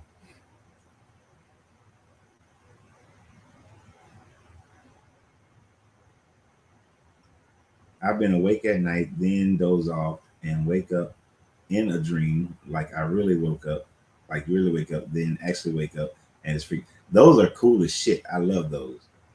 When you sleep in your dream, like I went 3 levels deep in a dream uh, about earlier this week, where I fell asleep in the dream, dreamed while I was asleep, fell asleep in that dream, dreamed while I was asleep again.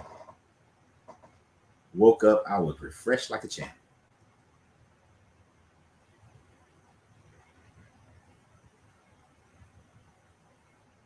Wow, that's interesting. Can you elaborate on that a little bit more? Because we're talking about multiple things. Did you have your cranberry juice? Whatever. I got coffee. That was straight cranberry juice. But if you're talking about mushrooms, then the microdosing, I some people microdose daily, a little small amount, and I'm not recommending anybody do anything like this because it's illegal in Georgia. But you just take like the microdose, um, and you can function throughout your day. You're not going to go on any trips or nothing like that or lose anything. But then as you dose up for a trip, at least start out with 1 gram, then you might go 2 grams, then 3 grams. Like it literally takes me at least 3.5 grams to go on some sort of a trip. 4 grams is a perfect dose for me. And I appreciate that. Thank you for the super chat, Donald. Appreciate that. Okay. I don't speak weed, but I see what a dab is. Gotcha. Oh, some of the greatest entertainers, some of the greatest thinkers, scientists. Hell, Neil deGrasse Tyson, he talks about doing mushrooms all the time. I ain't gonna say all the time, but a lot. He talks about doing mushrooms. Tony Robbins, yep, he talks about psychedelic experiences. How many doses have you done? What's a hero? Is that your term for mushrooms? But 4 grams is the largest dose I've ever done, and it was beautiful.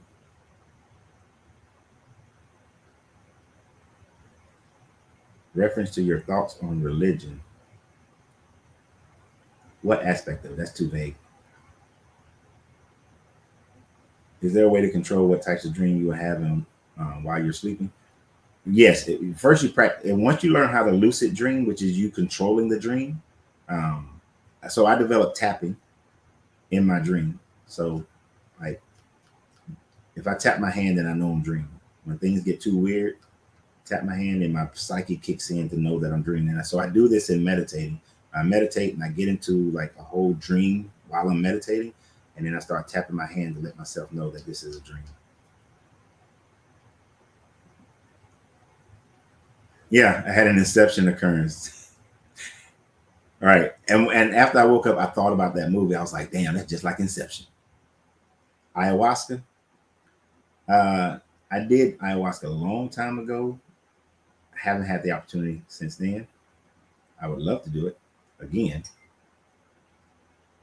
I already didn't fear death, but after that experience, I definitely didn't fear any death.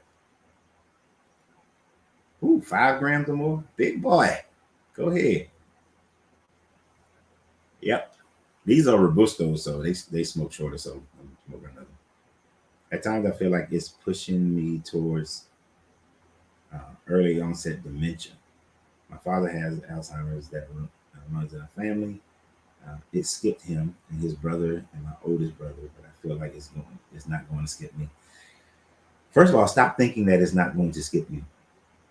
You can literally self-induce a situation within your own body because your brain will start believing that it's supposed to have Alzheimer's and it will develop. That is a true thing. So um, stop saying that it's going to happen to you. That fear will create the toxicity in your brain and in your system so that you will end up having Alzheimer's be a self-fulfilled prophecy. And then for dementia, Alzheimer's, read a lot, do math problems a lot, keep the brain active, and it'll help that. Having the same dream over and over again, I don't think that's not, I've never heard of that being a sign of any of those situations.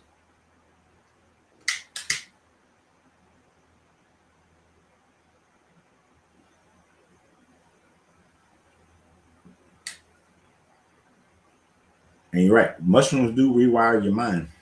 They will. It'll open that mind up. And this is one reason why meditating becomes important to me. And that's actually how I started meditating, is getting ready for an ayahuasca trip.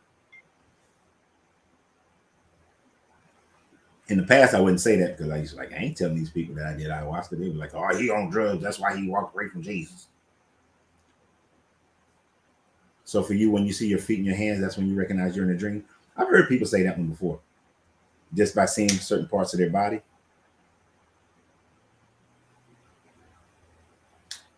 And actually, the lucid dreaming has been very helpful with PTSD as well as the mushroom. Ever since I incorporated mushrooms, I have had far less PTSD dreams. Um, yeah, when I'm talking to the VA, you can't call them dreams. You got to call them night terrors. Language matters.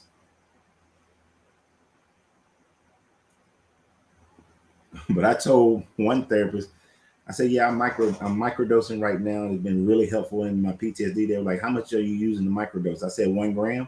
Dude was like, 1 gram? You taking 1 gram a day? Like, yeah, 1 gram. He was like, "That's not microdosing." I said, "For me, it's microdosing because in order for me to go on any kind of a trip, I did 3 grams. If I do 3 grams, I'm not taking a trip. I'm just gonna sit there and be like, I'm realizing what everything. My realization is and focus is better, but yeah, I don't go nowhere.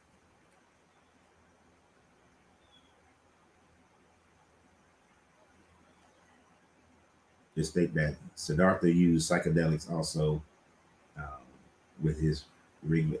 Yeah. Oh, Siddhartha used all these jokers use some type of psychedelic for wherever part of the world that they were in.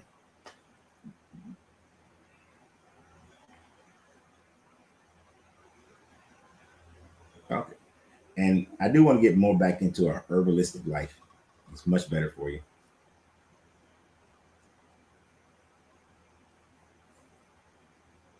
You see that, Brian W., what Christian said?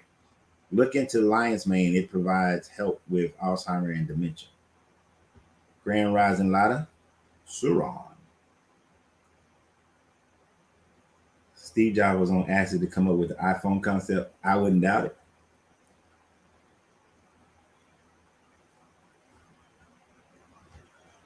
Yeah. Go see a sleep therapist. Get all that in there. But there are natural herbal ways that could help your state of mind. Yes, and your diet can mess with your brain. Um, I was meditating so that you can control your, you control it. You can better control your thoughts. Is beneficial if you can meditate.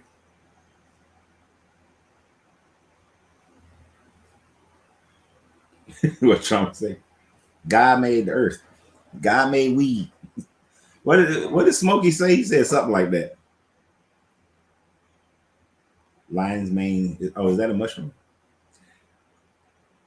I mainly use like golden teachers, penis envy, um, blue something. Shit, there's something blue. Can't think of the actual name of it. There's something blue.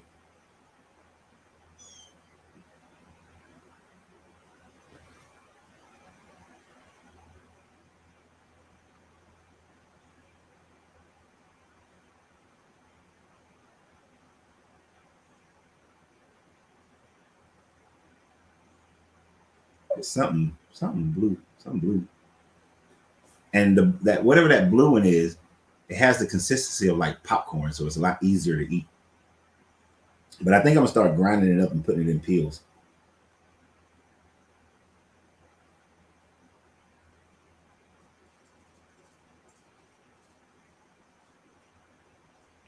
I don't know much about the origins of Groundhog Day, but I do. I love the movie Groundhog Day. I think the movie Groundhog Day is a beautiful treatise on reincarnation. Um, I'm of the theory that he was living that life for probably, you know, he 1,000 years, especially to develop some of the levels of talent that he developed during that time frame. But I do think that deja vu is one of two things. You are either remembering a dream or you are remembering, you're pulling something out of time. Like you mentally time travel.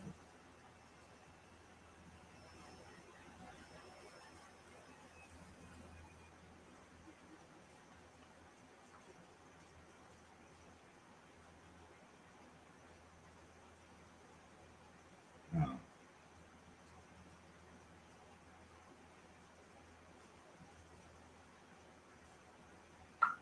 I don't know why.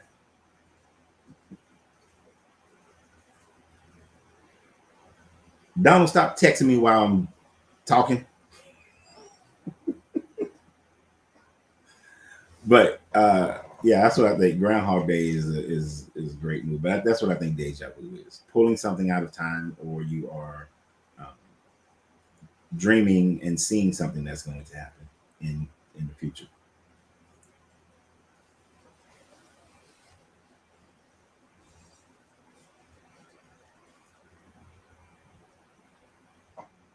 And you not seen that movie that many times? I ain't seen it that many times, but I do love the movie. English says came here and thought of a groundhog.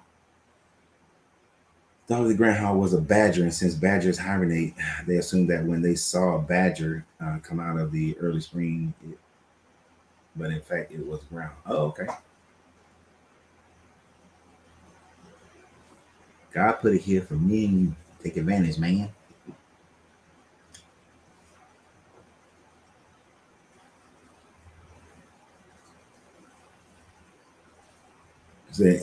It's 2015 in Ethiopia. And what is it in China? But then we're in the past as well. Because in China, it's what, 5,000 something? And in the Jewish people, they think it's 6,000 something.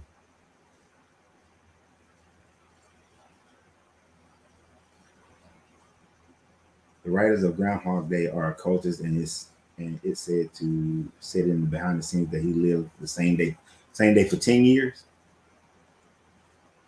That's a long ass time to keep living the same day over and over.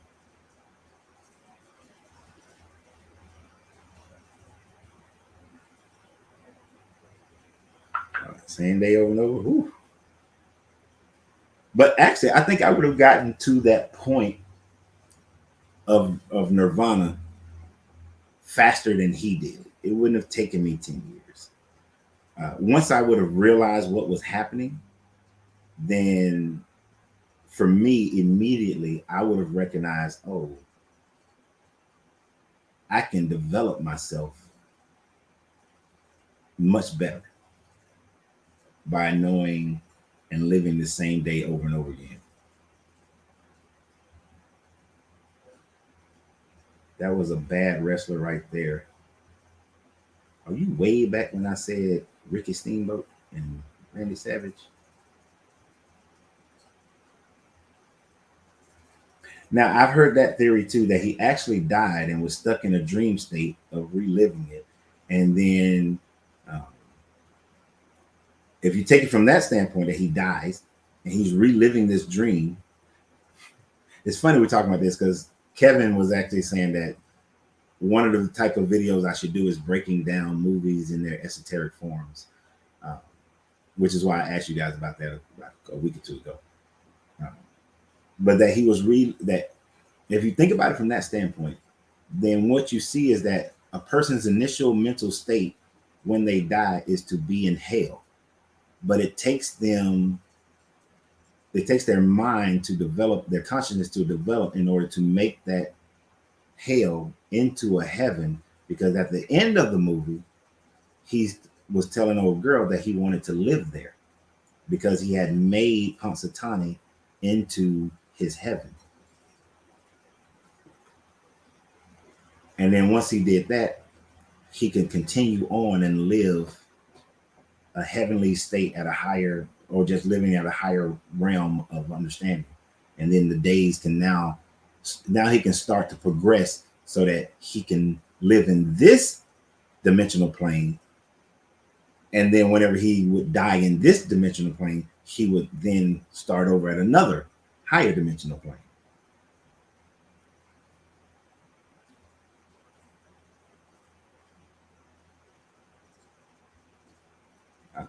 I love deja vu because as soon as some deja vu start happening, I'm trying to get ahead of it, like to know exactly what's going to happen. You know, y'all, when we talked about that, and we was talking about that one time, and I was sitting outside, and I told y'all that a red car is going to come up and all, and then a white van or something like that, and then the red car came.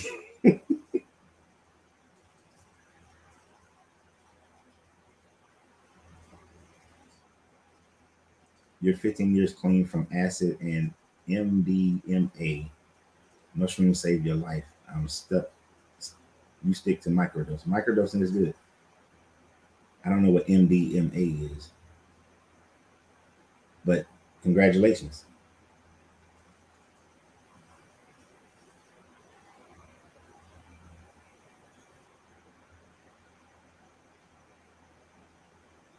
Well, yeah, scientifically there is no time zone because of that, but time zones, the movement of the rotation does create different sun time and daytime and nighttime. So in order for us to function as societies, we create our method of accounting for time.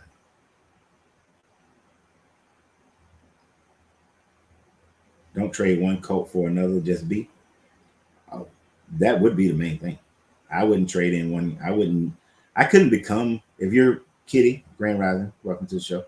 If you're talking about the title of this show, which is people moving from Christianity to Buddhism, I would agree with you 100% because I wouldn't, when I investigated Buddhism, I was like, there's some good stuff I'm gonna pull from it. And I pulled things from everything, so don't get me wrong. I pulled things from everything. So there were some certain aspects of Buddhism that I was like, oh, I like this, I like that. You know, I like the idea of removing things out of your life that doesn't make you happy.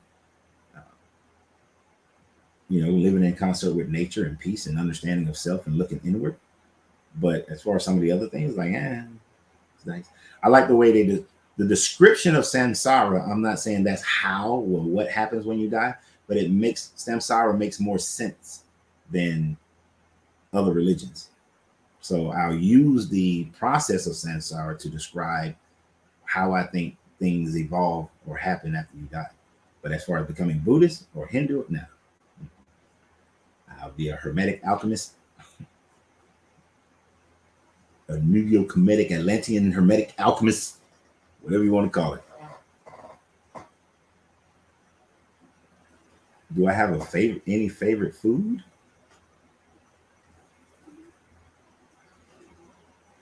As a general food, Italian. As specific, I don't know. Because specifics, if you told me I had to eat a certain thing for the rest of my life, it probably a tie between oranges, pineapples, and strawberries.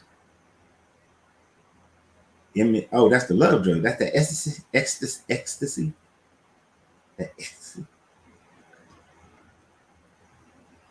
See, for that one, it would have to be the natural. I'd be seeing all these people talking about these chemicalized versions of that.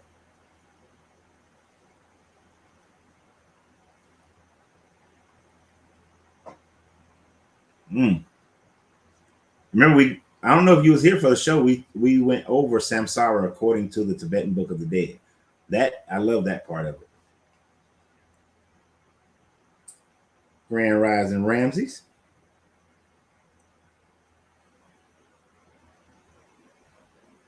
And let me check something. I think your stuff. Okay, Ramsey, you're right. It's still coming up with a full 4 thing. I might have to reset it. So after this, I'll reset it.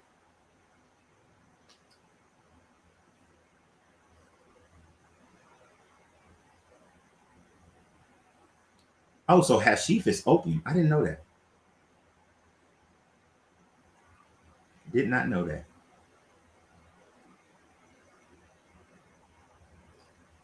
Favorite movie?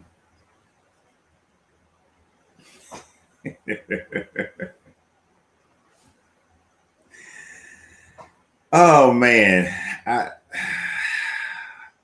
even though I have favorite movies in categories, if I had to say a movie that I could watch over and over and over again and be delighted through damn near every scene, y'all gonna pick on me, but I don't give a damn. Oh, that's what inspired you to read it. But The Music Man, I love musicals, first of all. But The Music Man,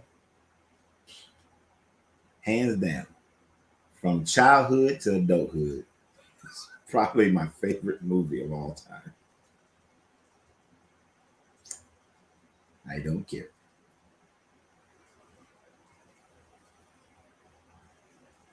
Y'all can talk about me all you want to. And y'all have seen parodies of that movie if you watched any amount of television.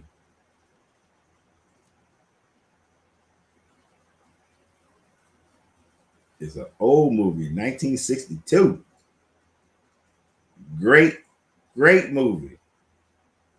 Y'all don't know, but Robert Preston, Shirley Jones, had a little young Ron Howard who had a speech impediment.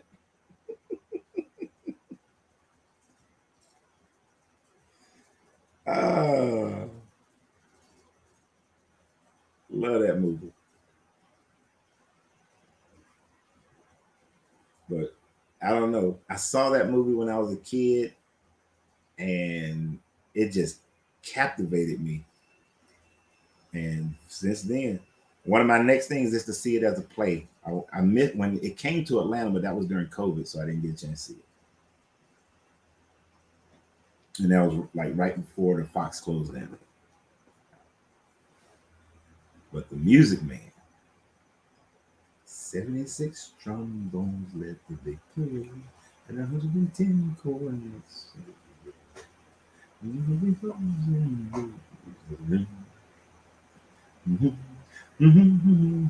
Y'all know I can't sing. Madam Library. You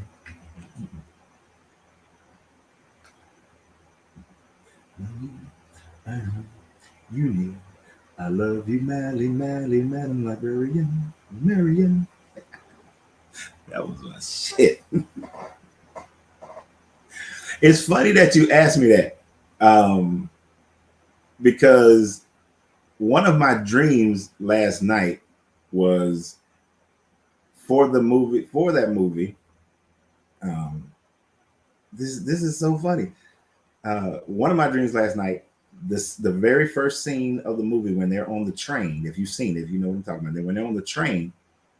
In my dream, I was on the train with them, with all the salesmen.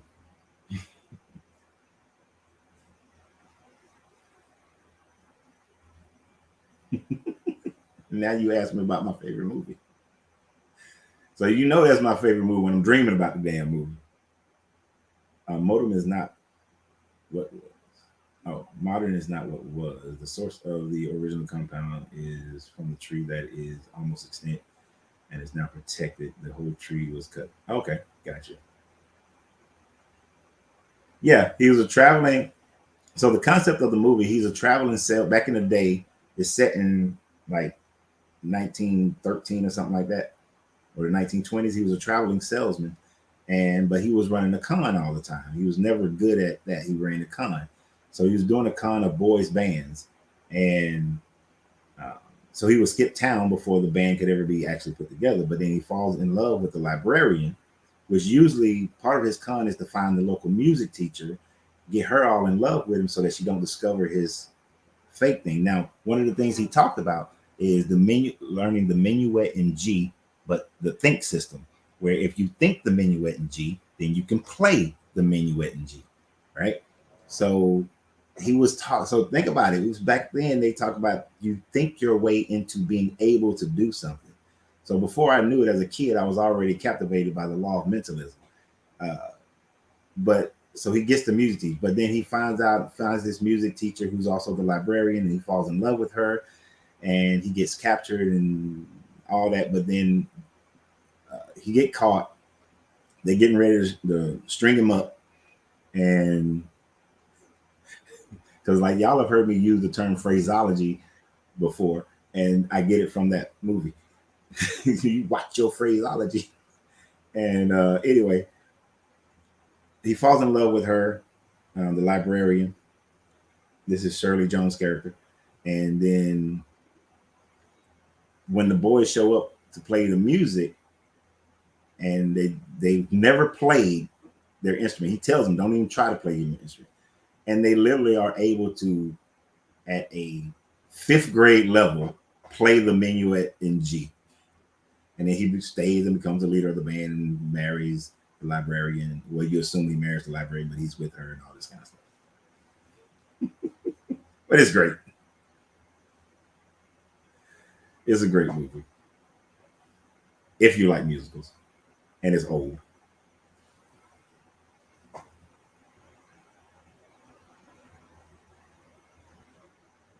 Yeah, most folks wouldn't know about it. So basically, fruits like oranges, pineapples, or strawberries are my favorite fruit. Yeah. Oh yeah, I could eat fruit all day.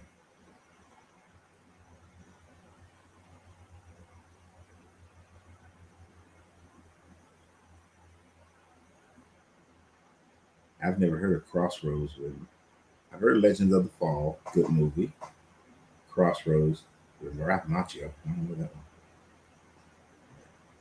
Legends of the Fall movie.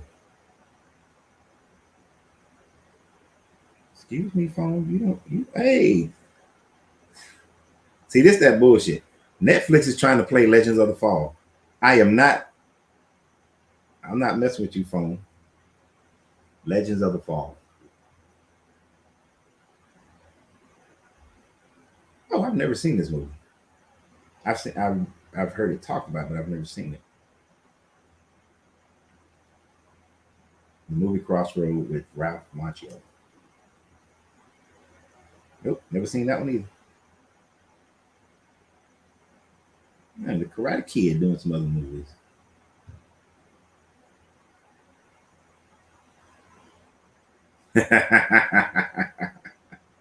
Yeah, with Brad Pitt. Who am I? I can't hear you. Shogun, the Shogun of Hard. Bruce Leroy.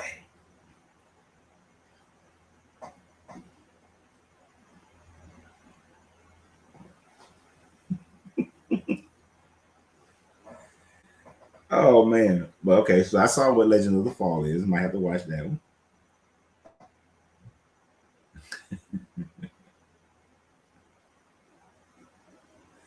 Oh, okay.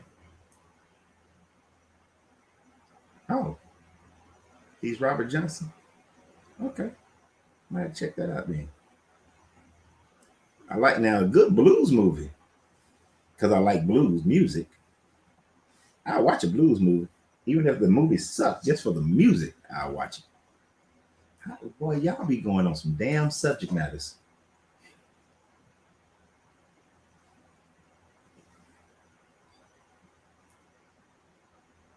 Field of Dreams was good, but Groundhog Day, mentioned earlier, is one of my favorite movies. I do love Groundhog Day. I also love the movie Scrooge that he was in as well. Uh, that was a great movie.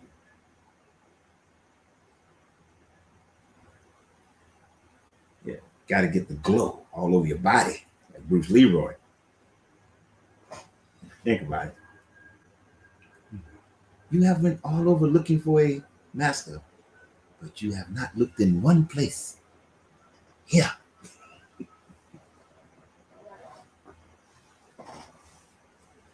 Ah, he was soul brother number one. We actually we were supposed to do that for one of the movie nights, and I was going to have this cigar brand called ATL Cigars come out that night because one of the owners of ATL Cigar name is Leroy.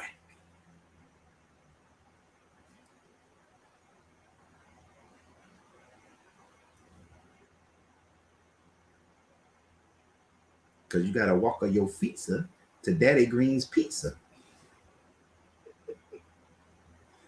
Don't get me talking about movies. Oh, and animated movies, love them.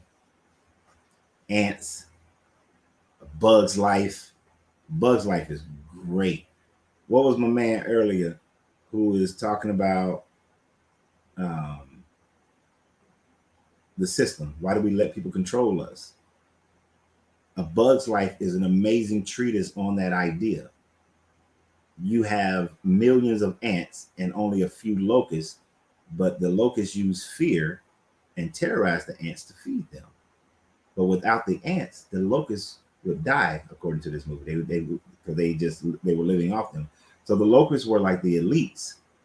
How we have our elites in government and in politics, or elites in government and elites in business, and these few are being fed by the masses. But if the masses ever stood together, they could take away all the power of the elites. The Bug Life movie was great about that. And then like the big worm, his butt turned into, he got some wings and he think he's a butterfly. It's the metamorphosis is really based on how you perceive it. Even though he had them little tiny ass wings, uh, he saw himself as a beautiful butterfly. Great movie. Bug's Life is just great. Love Bug's Life. It doesn't get as much fanfare as some of these other animated movies, but A Bug's Life is an amazing movie. It is one of my favorite animated movies because there are so many little storylines in it. Never heard of Esoteric for the Hood. Barry Gordy's The Last Dragon is kind of an esoteric movie for the hood. And Grand Rising God at Texas God it's an esoteric movie for the hood. I never thought about it in those terms, but that would be a good way of describing that movie because Leroy had been training, and with all his training, he could never see himself as a master, until he went on a journey, and in that journey, he had to find himself. Now, a person like um, Shonuff was a person who was functioning in that lower vibration. So he was only able to get the glow over his hands. because through just pure mental training he was able to get there, but he didn't have the love that was required in order to get himself to have a full glow. He didn't have the balance of understanding nature and understanding life and how to be as a higher conscious person. It was all ego driven for sure enough, so he could only get that glow in his hand, but it did make him very powerful. uh, but true power comes from a complete, like the airbender, completely opening your chakras and manifesting into your higher self, that Leroy was able to get the glow all over his body. So it's esoteric for the hood. And then you got corporation who's trying to control that and monetize it and make money out of all of it. Because he was from Kew Gardens. And she had them hubcaps on the breast. Beep, beep.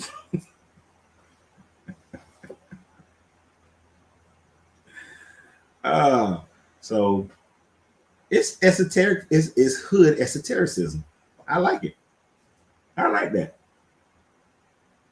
I use Avatar, the Airbender cartoons, to explain to my children when they was younger about how to open your chakras and how to meditate and what blocks your chakras and how those blocks. I still use the terminology from that show when I'm working with someone as far as opening their chakras. Uh, the fear, guilt, shame, loss of love, being able to love, lying to oneself as to who you are, seeing how all things are connected, and then releasing your earthly attachments. And the paradox between having love for somebody but being able to release that person, uh, not holding on to that person, and the separation of the two, because that's the paradox that he faced in the cartoon. But when my kids were younger and I was explaining to them, teaching them about their chakras and teaching them how to just develop their consciousness, and them talking, my kids were like 12 and 8 and 7. I used that cartoon because it was a great way for them to understand it. Catching bugs with his teeth. And please. Yeah. But he caught it. He caught that bullet. Uh, but yeah, I didn't watch the Airbender movie, but I watched it. I used to watch the cartoon with my kids, and so it was great. And I have heard of MDMA being used for marriage counseling. The Village is a horror allegory about the control of religion. M. Night Shyamalan. I know it's M. Night Shyamalan, but to me, he's M. Night Shyamalan. Members of the small community are controlled by fear of the elders. I never watched The Village. We talked about a different movie that was very esoteric. The Others is what it's called, I think, where they were the ghosts but thought that they were being hunted by the living. Well, thought they were being hunted by a previous ghost, but really the ghosts were being hunted by the living, while the ghosts were hunting the living. And it was a beautiful treatise on how the consciousness can get stuck in states of familiarity, where the mother and the kids were stuck in the house, not realizing they had already died, but thinking that they were being haunted by previous dwellers of the house, but really they were creating the haunting for the people who were living in the house, who was being haunted by the mother and the children. And it wasn't until they came to the realization that they had died that they were actually able to leave, the house and the area. Great, great movie. Even though I spoiled it for like all the people sitting around me, because 5 minutes into the movie, I was like, they ghost. They're the ghost. I didn't have my quiet voice on.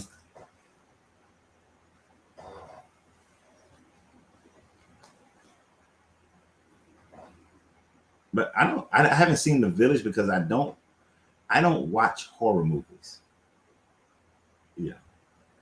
I don't like them. I don't like jump scares and all that. I'll watch a suspense thriller, but not a horror movie. Uh, Nightmare on Elm Street and the Freddy and with Freddy Krueger and what's the other person? Jason. Those are the last horror movies I've probably seen in my life.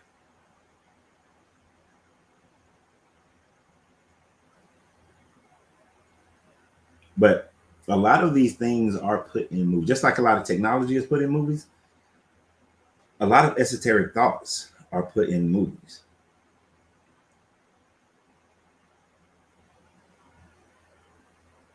All of his movies are about allegorical Hindu perspective of the chakra system, according to the co-writers. Huh.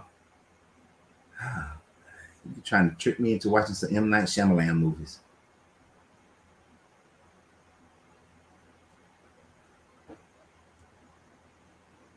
Well, you like all that Mexican food? Yeah. You and Angelina have a good time.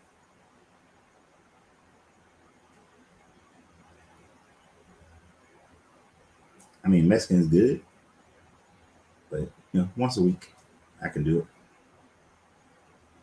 So it isn't scary. It's suspenseful. All right, I might try The Village out.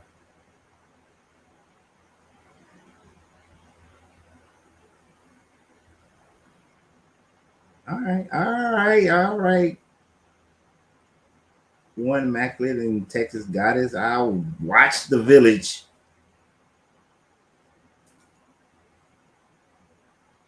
Actually, let me give some credit. Angelina has been feeding me more fruits and vegetables here lately. She has cut back on giving me meat. So not like I'm not a grown man and can't make decisions, but you know, she takes care of me very well, and she has been doing that. So let me give her flowers. Imagine a movie where the ghost of Garvey, Malcolm, and Nat Turner return to the hood of Chicago, Detroit, and Newport News, and go after the street gangs, throwing bean pies and carrying pitchforks, wearing ship's cap. See, you started out good, Brian. You started out good. We was about to write a little script here, a treatment. We was about to write a treatment. Then you messed it up.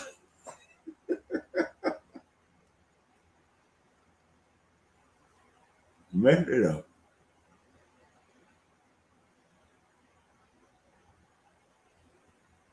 Um, I was thinking you was gonna.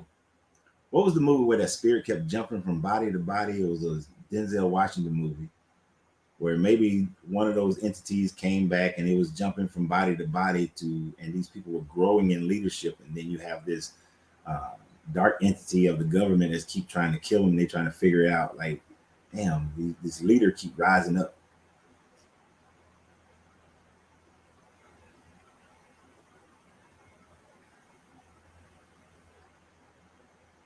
Hmm, that would be interesting. Okay, Texas Goddess makes a good point.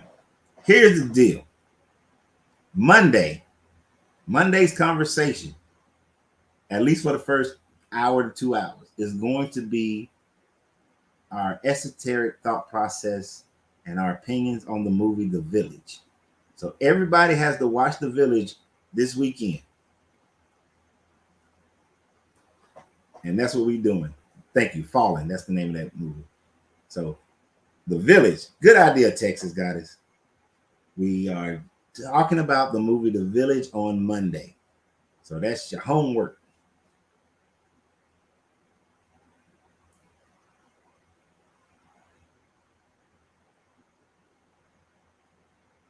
It was Azazel.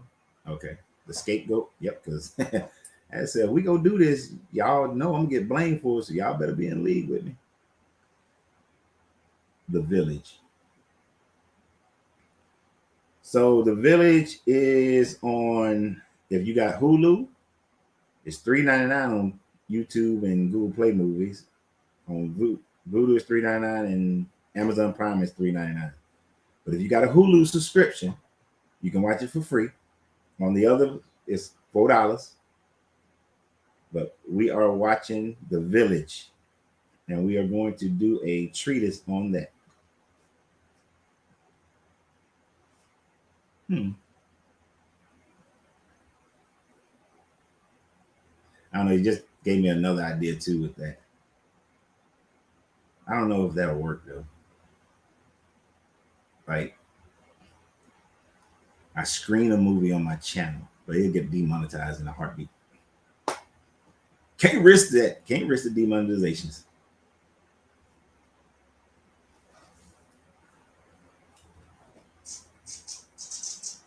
What kind of bird? Y'all hear that bird? heard that one before.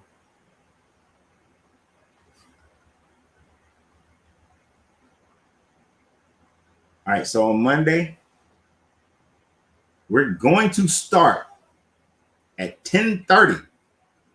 10:30 Eastern Standard Time. We're starting. All right. That might become a new concept. We pick a movie and then talk about it on Mondays. Monday movies. I've never watched The Village, but it might be a movie with those blood kids. I don't know.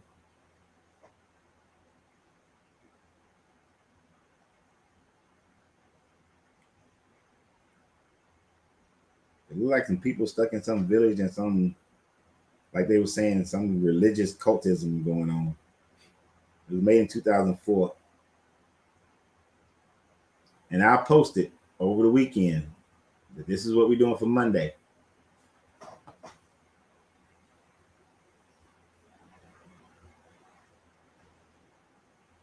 Nephilim, yes or no? Um, I'm not sure. You know, I can't verify these can't verify these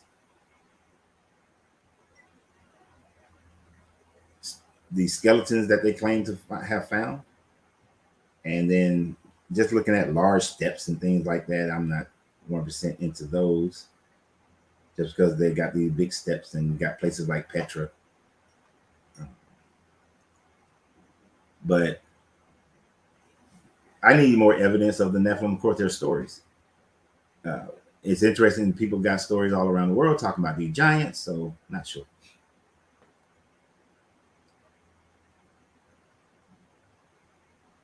And then you could just have a person with gigantism.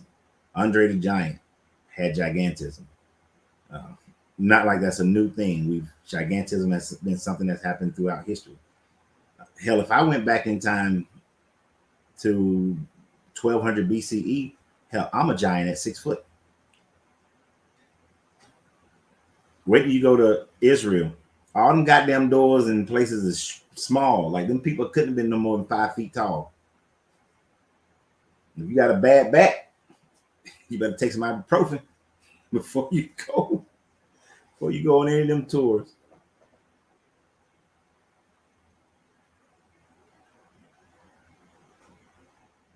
Candyman. I was messing with Angelina the other night because we were scrolling to see what movie we was gonna watch, and I was like, "Oh, look, there's Candyman. We can watch Candyman." And she was like, "What? Whatever."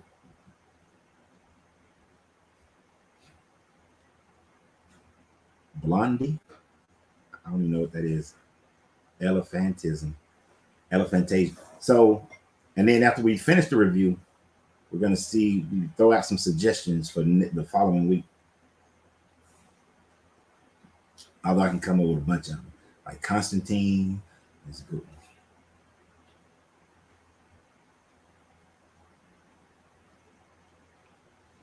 Oh, the village got Phoenix in it. Joaquin Phoenix. I like him. He is very. We just watched a movie that had him in it. Can't think of the name of the dang movie we had just watched with him in it. I mean, great method actor.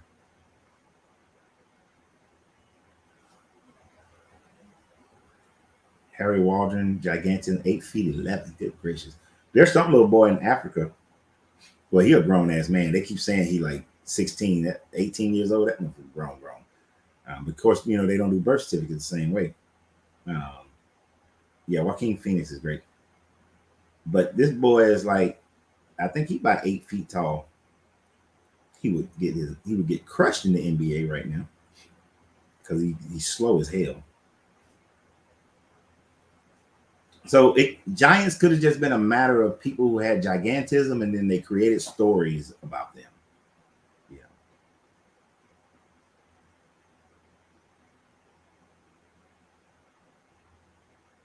Yes, he has one Napoleon. Y'all know Napoleon wasn't actually short. He wasn't a short dude. for his time. He was actually about average height, but he was very egotistical. Definitely that part. But he was about average height. That kind of cracked me up when the first time I went to France. Um, in when did the first time I go to France? 94. And I was like, oh, I thought he was short.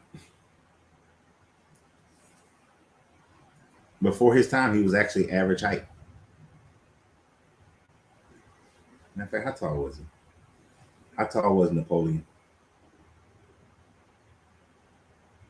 Oh, it's 5'2".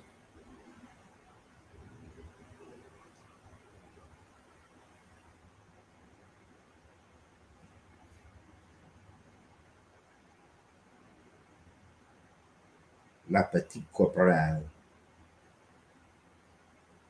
La petite tondu.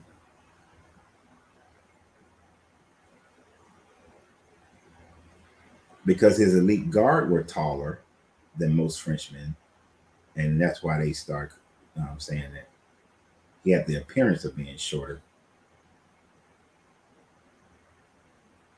And they say he was between 5'2" and 5'7". They're not sure how tall he actually was. If he was anywhere near that 5'7", that's not, for their time, that's not short.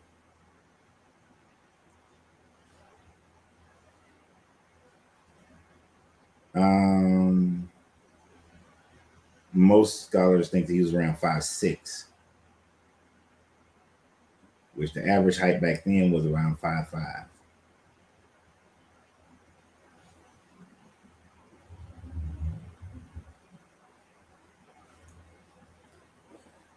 But he said he played Napoleon.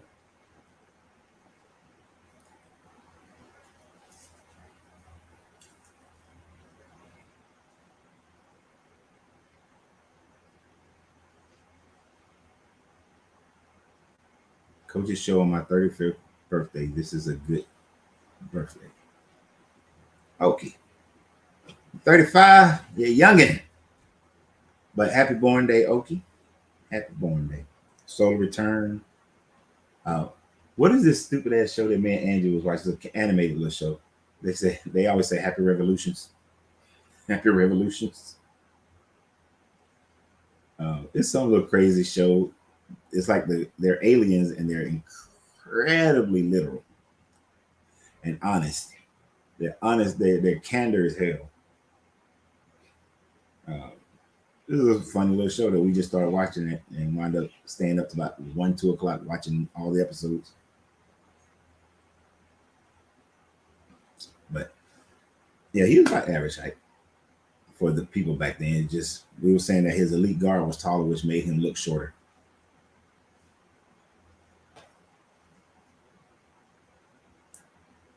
But I'm gonna get ready to close out for today, mainly because I got to go and pick up my daughter. I don't like being late. I don't like making people wait on me. And the mixing of the Scandinavian and the Germanic Romans caused heights in men's to rise, and the size of women's to rise as well.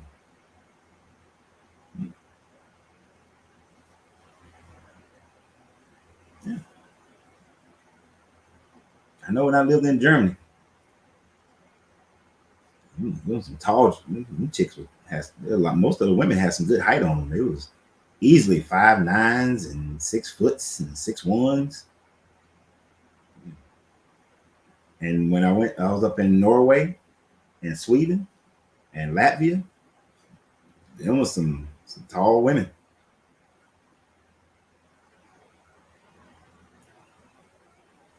I don't care. I ain't never. I think the tallest woman I ever dated was like 6'3", 6'4". How old was that? Yeah, she was 6'4". Yeah, I think she was about 6'4". That's all right, Brian. We only stayed on the subject matter for about 50 minutes,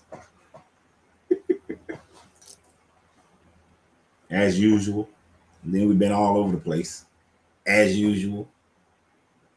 But yeah, I'm gonna have to cut it short. We won't get another 35 minutes in because, like I said, got to pick my daughter. Gets off work at 2:30. She lives at least 30 minutes away. I got to pack up some stuff before I go over there to go get her. But so for those who got here late, on Monday we're going to talk about the esoteric thought processes on the movie and religious thought process on the movie The Village. So your assignment is to watch the movie The Village this weekend. It's free on Hulu if you got a subscription. Only $4 on all the other little streaming services that it's on. So watch The Village, and we're going to talk about it. If you don't watch it, you just gonna have to listen, and you can still have conversations about what we're talking about. All right, Texas Goddess is probably going to change our Mondays. You know, since Kevin was egging me to do this anyway, and then Texas Goddess is pushing it, and Angelina said that that'll be a good idea as well. To hell with it. We're just gonna do it. It's not hot down here. Why am I sweating? But that's what we're doing. So everybody have a great weekend. Of course, I'll be putting out some videos. I know I put out like 9 videos 2 days in a row. I don't care. Keep sharing them. Keep watching them. So I appreciate all the shares. Yep, I'm gonna go see my daughter. Might drop by and see Mama and my aunts while we up there since we in Mayretto and all that. So y'all have a great weekend, and I will see y'all on video. And always remember that you got to free yourself to be yourself, because your greatness is non-negotiable. Good journey, good vibrations. And yes, I'm gonna make some shirts with that.